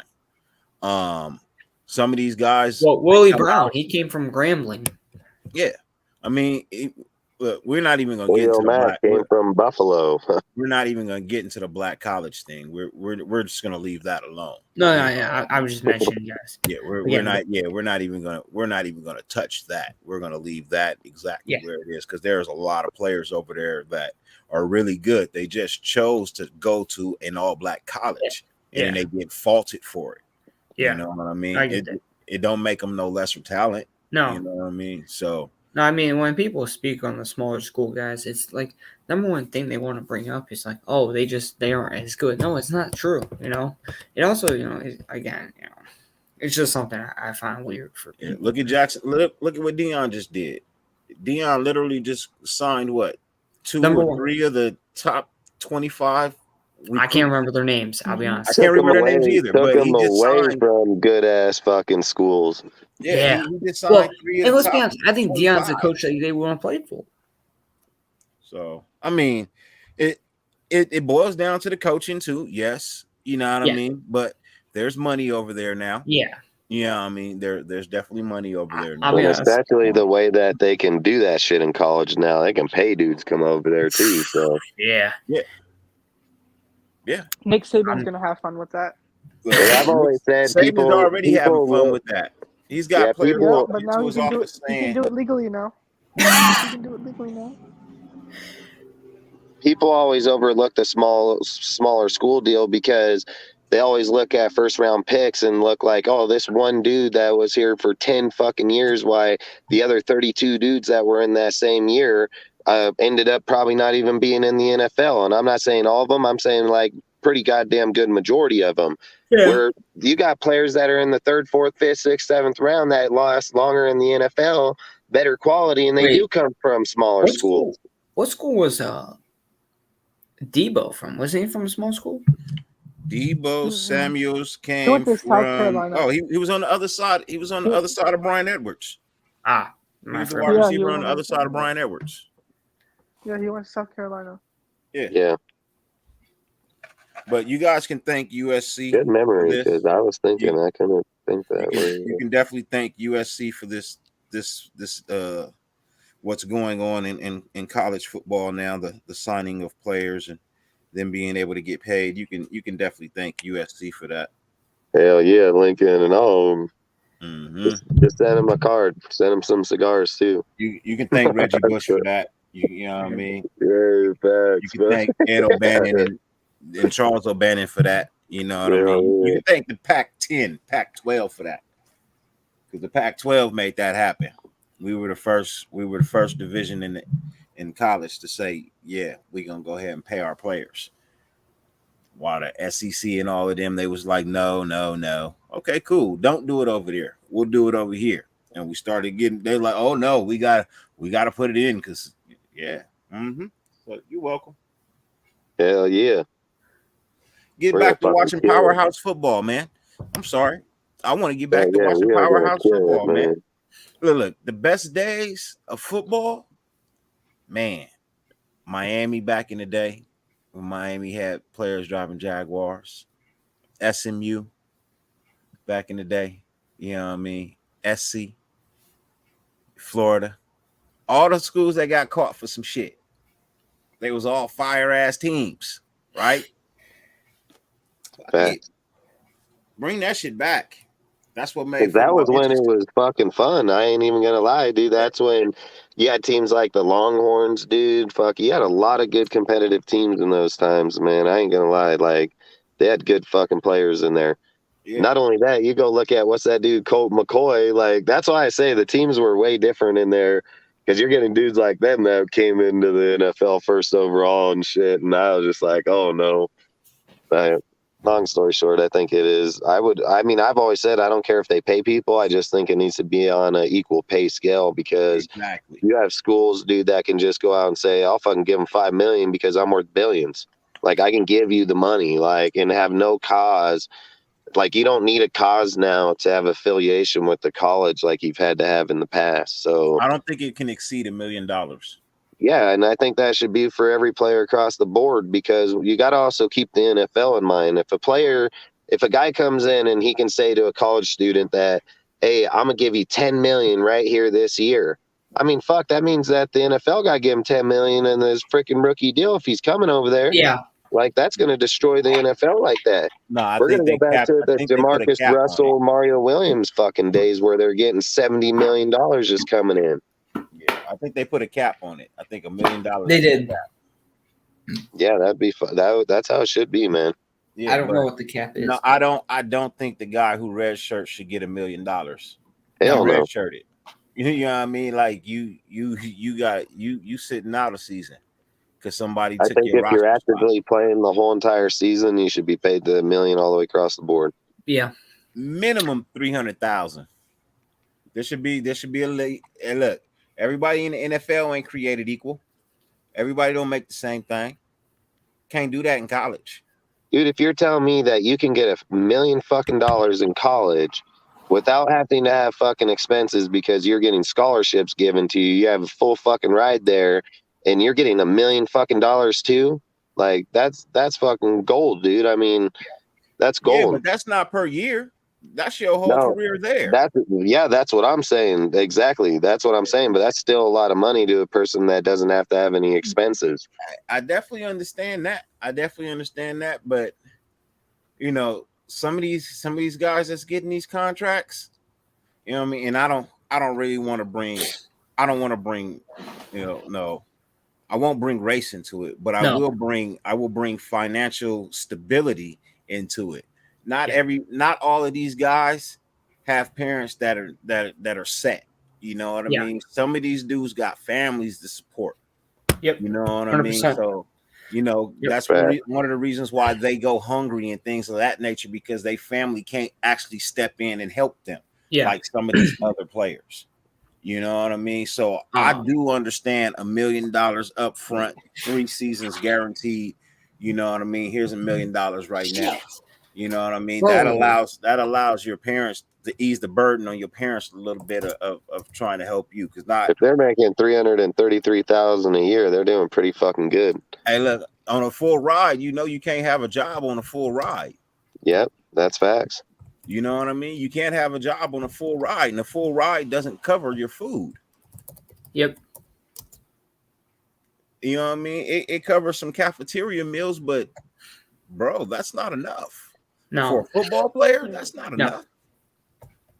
No, especially not when you need especially not when you're taking the vitamins and the freaking creatine and all that shit. No. Exactly. Nah.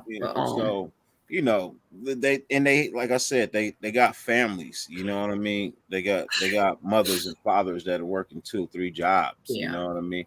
Look, that $1 million, that allows you to buy them tickets to come see you, you know what I mean, or something like that. Say you like 2 states over or something like that, you know. Yeah, like it just helps, you know. 100%. That's facts. I mean, Devontae even said that he would be an NFL pro. If your family already millionaires, There's no way in the world you should be making all that money like that. You good. Yeah, facts. You good. You know what I Yeah. mean? But see, and that's what the rule was really put in for, was for the players who struggle. You know what I mean? But you know that's not what they're gonna keep it at.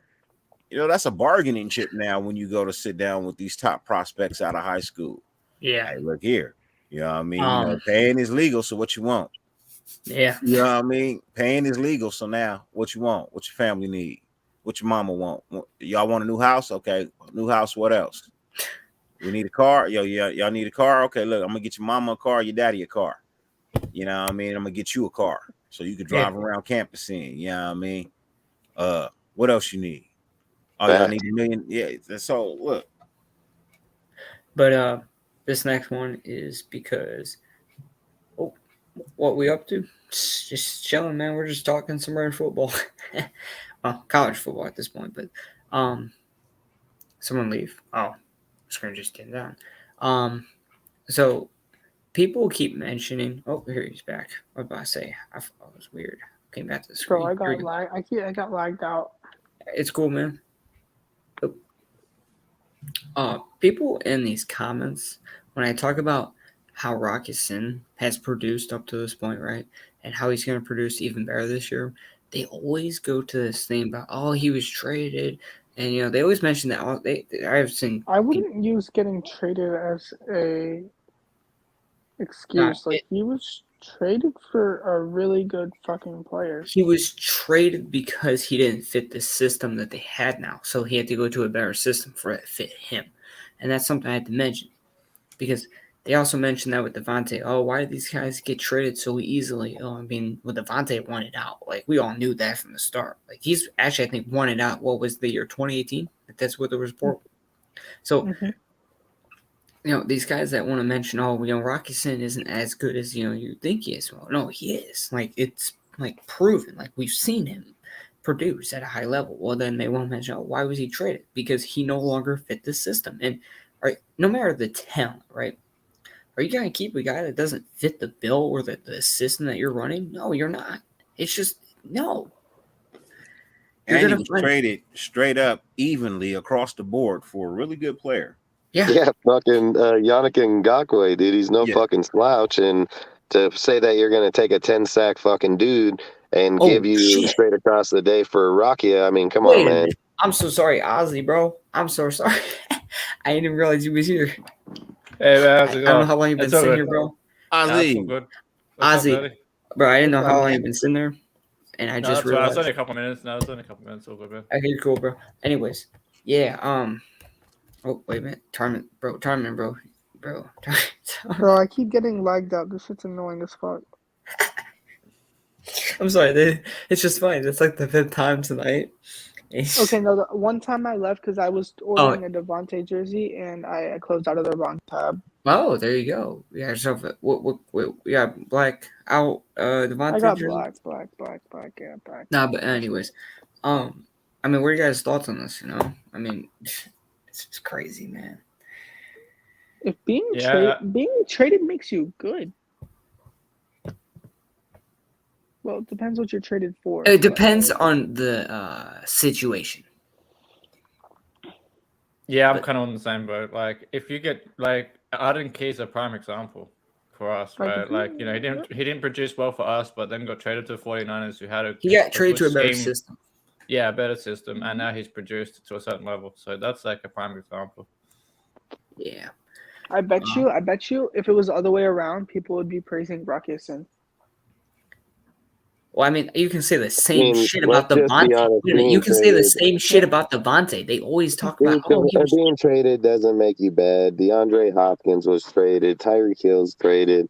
Yeah, frickin' Stephon Diggs traded. Yeah, frickin' Devontae Adams. It doesn't make you bad. It doesn't make you bad because you're traded. And more times than not, those players go on to the traded team and be better off players to begin with. Yeah, no, and it's also because that someone's bad because they're traded. That's just crazy narrative. I mean, in most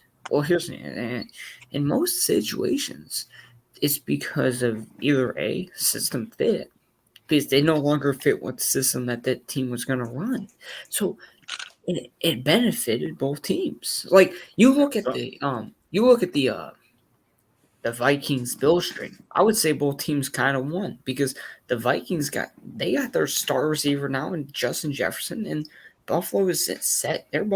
Buffalo is set with their receiver in Stephon, and they just got Justin Jefferson, who's been a star in this league. So, well, you got to remember also, sometimes it's financial.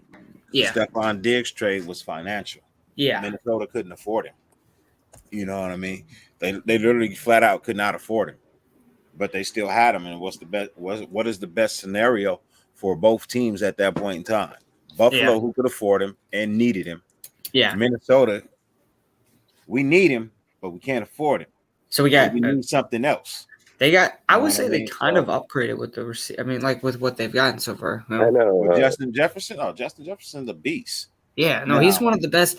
I mean, I would say he's top 5 in the league right now. It's, He could be top 5 this year.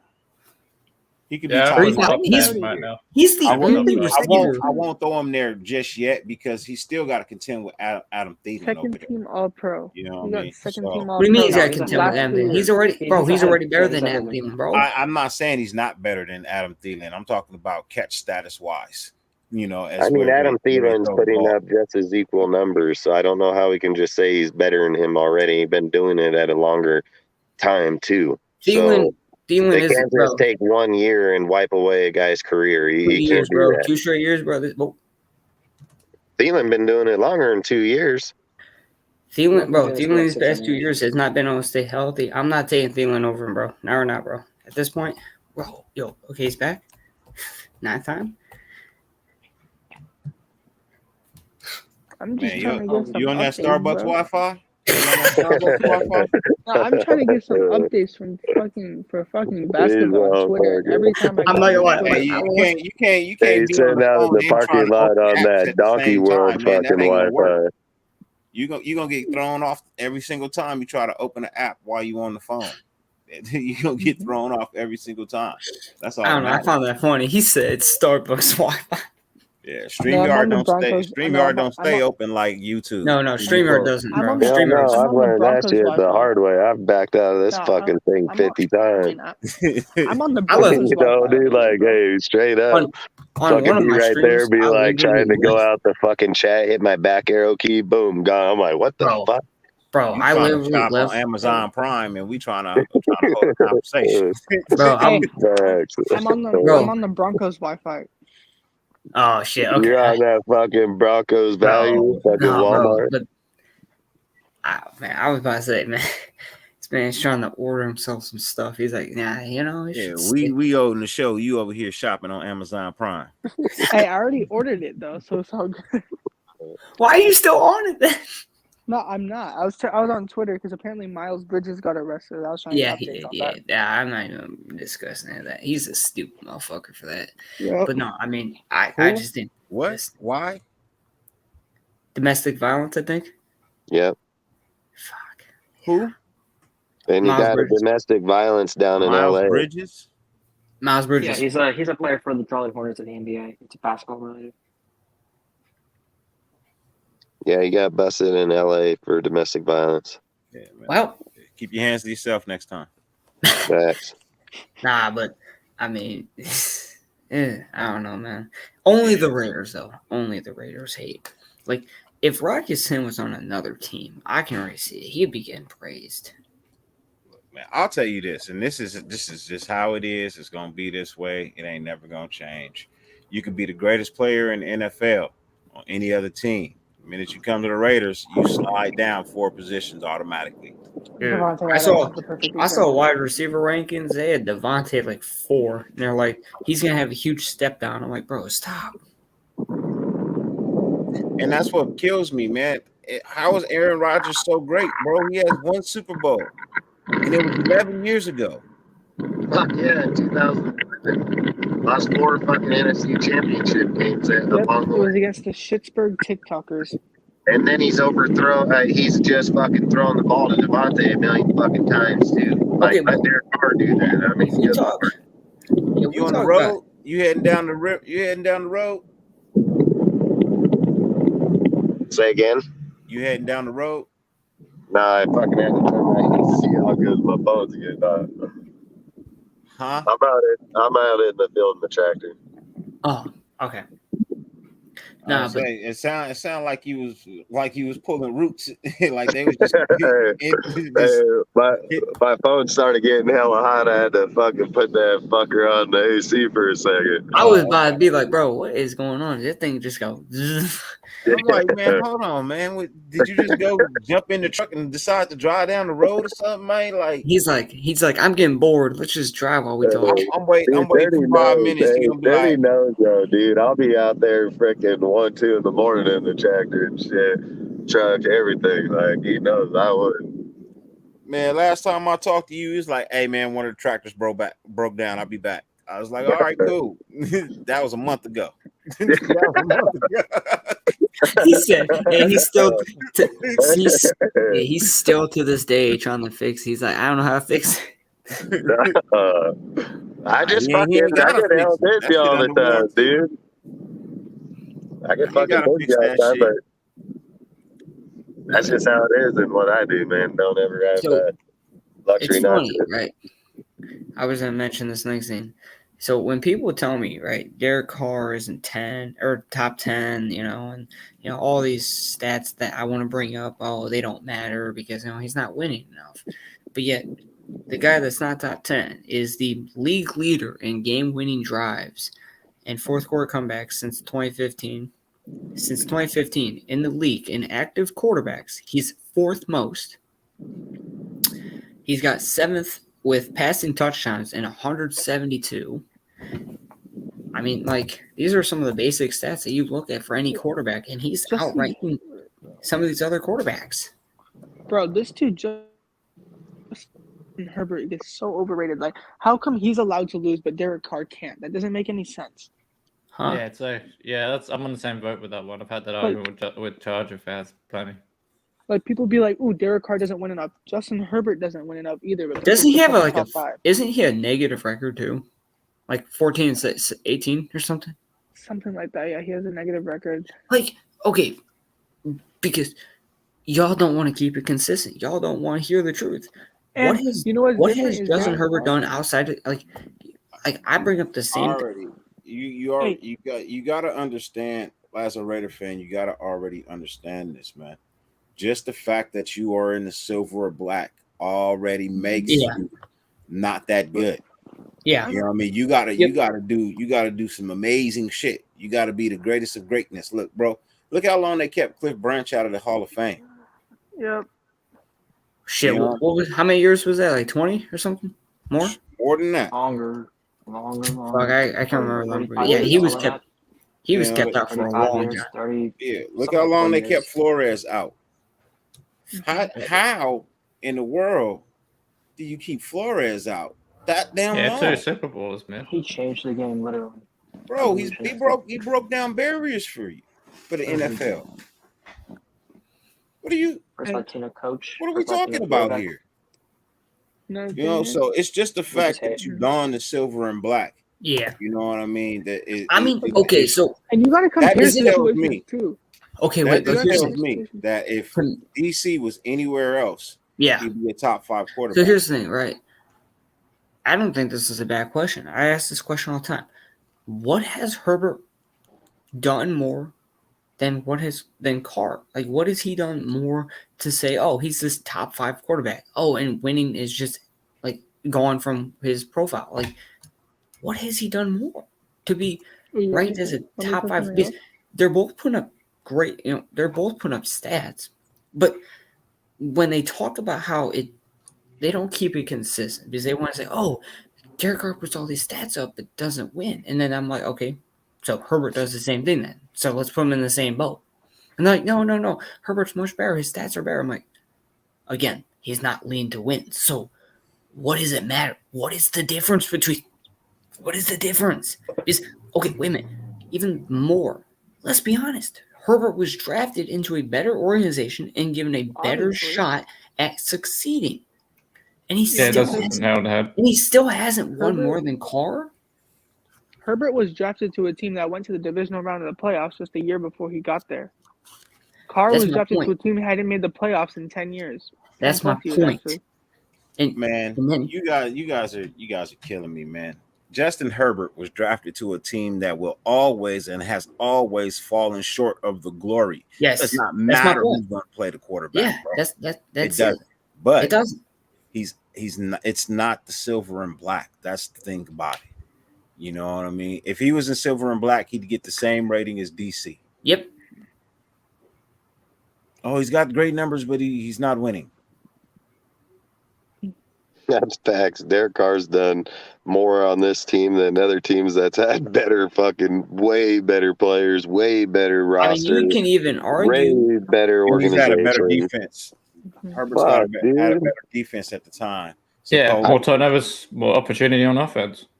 Dude, you're going to go give Derek Carr, let's just say they give him an offense of line and a defense that stops teams, boy, the Here's- fucking NFL's over. I He's going made to this destroy compare. them. I said you put Derek Carr on like the Cowboys, and they would win a playoff game because they would.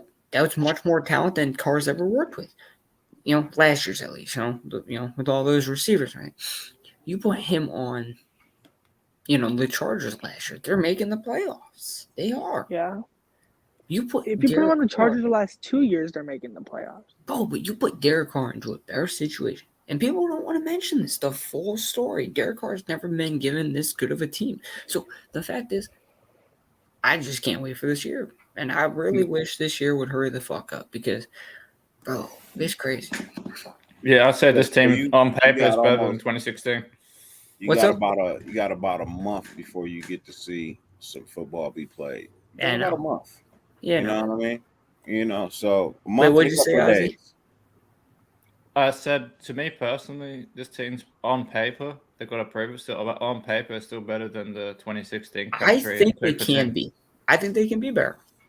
Especially Mhm. defensively as well. Oh, 100%. defensively, I mean- yeah, defensively, even with Mac, we were still like, I think, 20th overall. We were like Still, 19th to pretty 20th. bad in the secondary, so 2016, we weren't as good as people claim to be with the defense to begin with. I've Yeah, always exactly. said this. Derek Carr had 5 fourth quarter comebacks in that season, and you Yep. don't get 5 fourth quarter comebacks by defenses closing out games. It doesn't work like Exactly. that.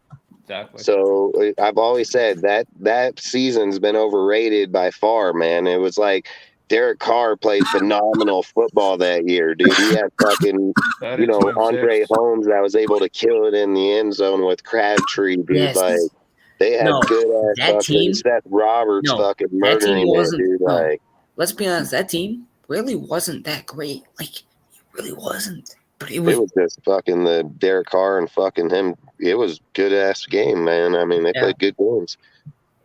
If only Derek Carr didn't break his leg that year. yeah. That's facts. And people sit and say, like I've said, that was under Bill Musgrave's system. If Josh McDaniels has just as good, if not better, system. So I Derek mean, Carr should the have been thing- doing that MVP. hell yeah. He would have gotten the MVP. He would have won the Super Bowl. Would have gotten Super Bowl MVP. I've already Oh, no, said 1 if year. this line comes together the way I think it is, Derek Carr getting the MVP this year, you can fucking mark that shit in the bag. I think this will be the first time people can sit and say, oh, Derek Carr this, Derek Carr that. If Derek Carr goes out and produces that the way I think he can in Josh's system, it's going to be fucking scary. It's going to be very scary because he's a very accurate quarterback when he gets the time. And that's something that if he gets time, man, and then that system, he will get time. Brady had it his whole time. The way they build those lines, the scheme that they run, like, it's going to be crazy. And he has a way better receiving core now by far than he's ever had, period. Just like I said, if AB wouldn't have fucking pulled his bullshit, that would have been the most scariest offense that we had because Tyrell Williams was killing it that year, dude. Like, that was So the was thing Darren until he Waller. got That was your injured. That Darren fool Waller was broke it, too. over 100 yards every game, touchdown every game. Like, AB with that team right there would have just been fucking scarier than hell, but never happened. Again, that's all speculation. Pretty sad because like I said, we'll see, man. But move forward. I think we can make this the last discussion. Unless you guys want to discuss something else after, you can let me know. But I gotta get ready for my show. yeah. I got one as well. Yeah, I'm doing one in I got 20 minutes. 20 minutes. Who When are you doing your show? 20 minutes. Are you doing yours? Are you? 11:15.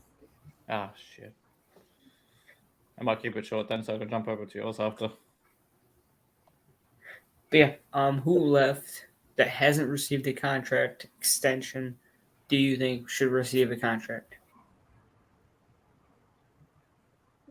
I'd say Darren Waller Waller. at this point. Is there anyone I can think of? Good night. Waller and Pearman are like the only two guys I know of that probably should get a contract extension. Even Pearman, I don't really know. I feel like we will give him one, but who knows? I think it's Perriman Waller. Yeah. I think we'll wait on Perriman just to see what happens with these other guys, like especially Divine Diablo and stuff. Yeah. He might get it just because of his age and stuff too, but he's still a great linebacker. But I just feel like they're gonna wait on that to see what happens this season first. Yeah. With Patrick Graham. The guy I want to see get a contract but not an extension is Darius Philon, man. I wish they would give that dude damn contract to bring his ass back over here. I really want to see that too. Like, I saw that Ndamukong suit to bring along. Like, I would love to see Philon. I want Phylon back. Philon was key. Philon was a key piece in that Chargers game. He hasn't talked about enough in that game. He isn't. Yeah, he was solid for us last year in defensive tackle spot. I would take him back if we could hit him up for like $3-4 million. Fuck, I'll take it. He wants to come back. The thing is that we don't want him back. Specifically, Ziegler does not want him back. He wants to come back. He's made it known that he wants to be a Raider again. I know, yeah. We should make him rare. We should. Bring him back. Yeah, I've said like Waller, man, if it was me, I would just wait on Waller until you're in the season because one, he got injured last year, frickin', he was out for a pretty substantial amount of time. Go out there and just throw How is he crazy money gonna at a player. Yeah, I mean, there's no reason to jump to the hurry for the contract, in my opinion, because you can give players contracts in season. So if he goes out there, has a few good games, and they see that, and they're like, hey, we better give him the money now so we're not paying him crazy money later. I mean, I want to be against it, like I gotta see him. Perryman, dude, he's done good one year, but how's he going to do this year? Like, I'm not against giving him the money either. I mean, you're not going to pay him a lot of money anyway, so I want to have no issue giving Perryman a contract. But I mean, let's be honest, who else are you going to give it to? I mean, unless Josh Jacobs wants $5 million, $7 million, I mean, I would give it to him, but I don't know if he'll take that much money. So I don't know who else you'd look to after that because we've already got the guys I care about. I mean, Carr and Devontae good enough, Chandler and Frick and Max good enough. I mean, we've signed a lot of good players to good contracts already. Yeah. I think I have to see how Zamir White and stuff does before we talk about Josh Jacobs. Just purely because the running back position is so replaceable. It is, yeah. So I want to wait to see what kind of production we get out of our young guys first, like Zamir White. I want to see before I can give Josh Jacobs another contract. I want to see Zamir White ball out this year.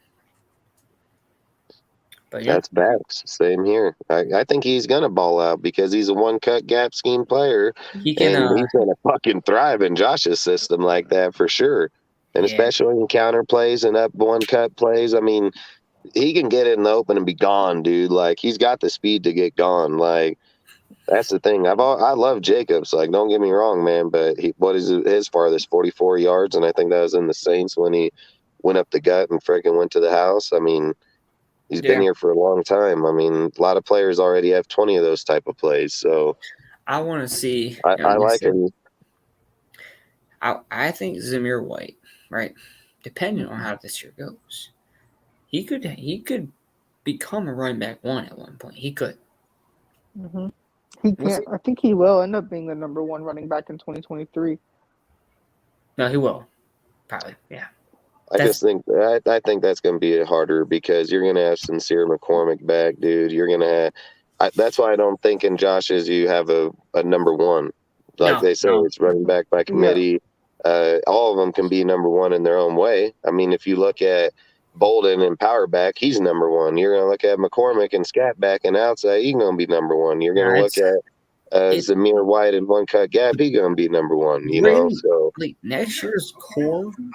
I was good. I think one of the most obnoxious things that people do in Oh, our I industry is thought someone was talking for a moment. year and a I think next year's core will consist of like McCormick, Bolden, Brown, and Zamir White. I think those are gonna be four and you guys. still have Jacob Johnson, dude. The guy ain't no slouch. That guy punch you right in your fucking mouth. I mean, Yeah, he's a we'll see. man, dude. Like that dude's a beast. Yeah, we'll see what this team does. I just can't wait for this year. Just because those haters, bro, it's funny. I do find it funny with some of the dumb shit I get to hear on a basis. Oh, you guys should finish fourth in your division. Yeah, fuck no. Get out of here. When did we last finish fourth in our division? Like, and we've had shittier teams than this in the past. Hey, Dude, you know our what? team fell 2018 was the apart last last time we year, and we finished still fourth. went 10-7. I don't get it. Yeah, like 2018 is the last time we finished fourth in our division. We're We've had the probably- Broncos number for like the last 2 years. Bro, and they want to bring up how the Broncos improved. Mhm. Okay, sure, they improved, but they're not going to have the chemistry that we're going to have right off the bat. They're not. Damn right, They're they not gonna have the improved on defense. some of Our those freaking best Our value last 6 brings. times we played the Broncos, You're what? for the last 6 times we played the Broncos, the only time they beat us is by 1 point because of that one. Yeah, 2-point exactly. hazard. 1 point. That And was we've in won another 5 games. That was in 2019. Yeah, I'm not scared, bro. Get out of here, Broncos First fans. day, I ain't 21. scared. I want to see this year. I can't wait. Wasn't that when they had Bridgewater or something? Can't remember. Hey, fellas, hate to I interrupt, think it was but Drew Lock. gotta get ready to go on live. I'll know, see you, man. man. Wordy? Yeah, I'll try to jump Okay, man. catch yours Later, after, bro. bro. I'll try and hit my shit. Appreciate you for having me Later, on. bro. Have a good night. Yeah. Dirty, Yes, hope sir. to see You you come back on the show at some point. I will see you possibly even on your show. I will if you do shows during the time that I'm awake. Yeah. I will. Hey, fuck it. Hey, hitting up at midnight, 3 a.m. You're like, yeah, fuck, go ahead and bro. do that. I'm sleep sometimes during the day. Yeah.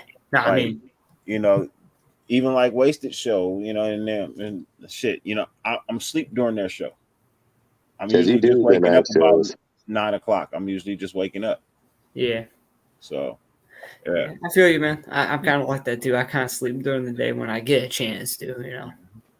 But yeah, I will see you another time, Dirty. Yes, sir. You guys are And more we're- than welcome to pull up to the show. Yep. I have no idea what I'm Bet. talking about tonight.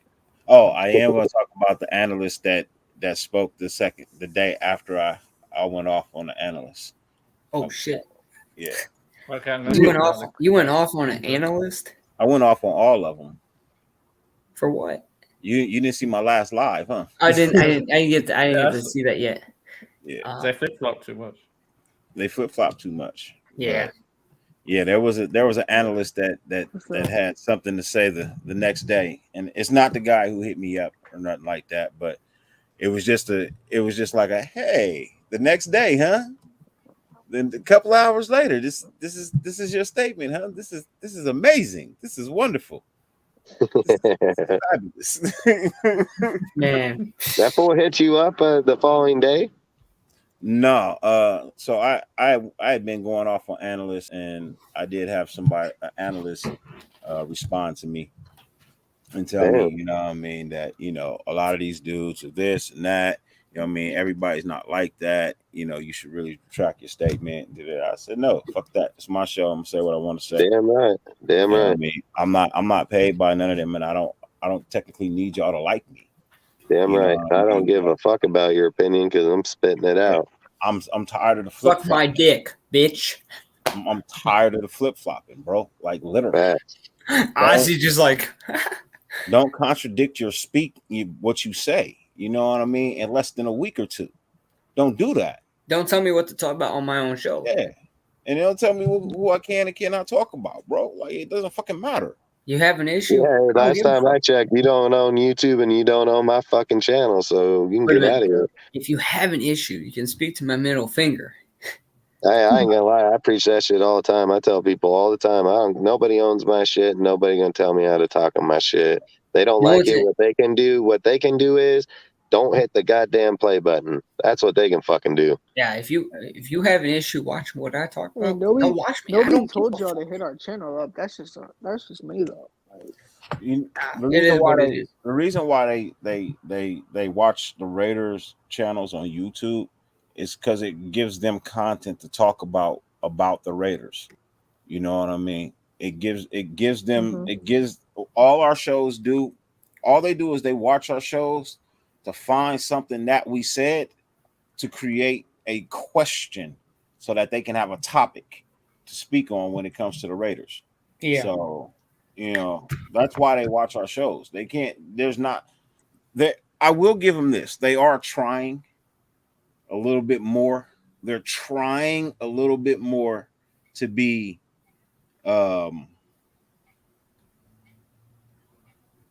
not so angry. Yeah. But you'll see it in the clip, man. Even the dude said, he's like, man, look, I know some of these people out here, they make a living off of being negative with the Raiders. It doesn't matter what the Raiders do, they will always be, you know, a bad team in certain players, in certain reporters' eyes. That's how they make their money. Yeah, So, no, they make their money based off the Raiders, and their life is dependent on the Raiders failing. And when it doesn't fail, well, they look fucking stupid. Suck our dick if it doesn't fail. And so that was literally a statement the very next day after my show. You know, I know some of the people out here, you know, if that's how you want to make your living, by all means, go ahead, fine, do that. Live your sorry life. That's all I have to say.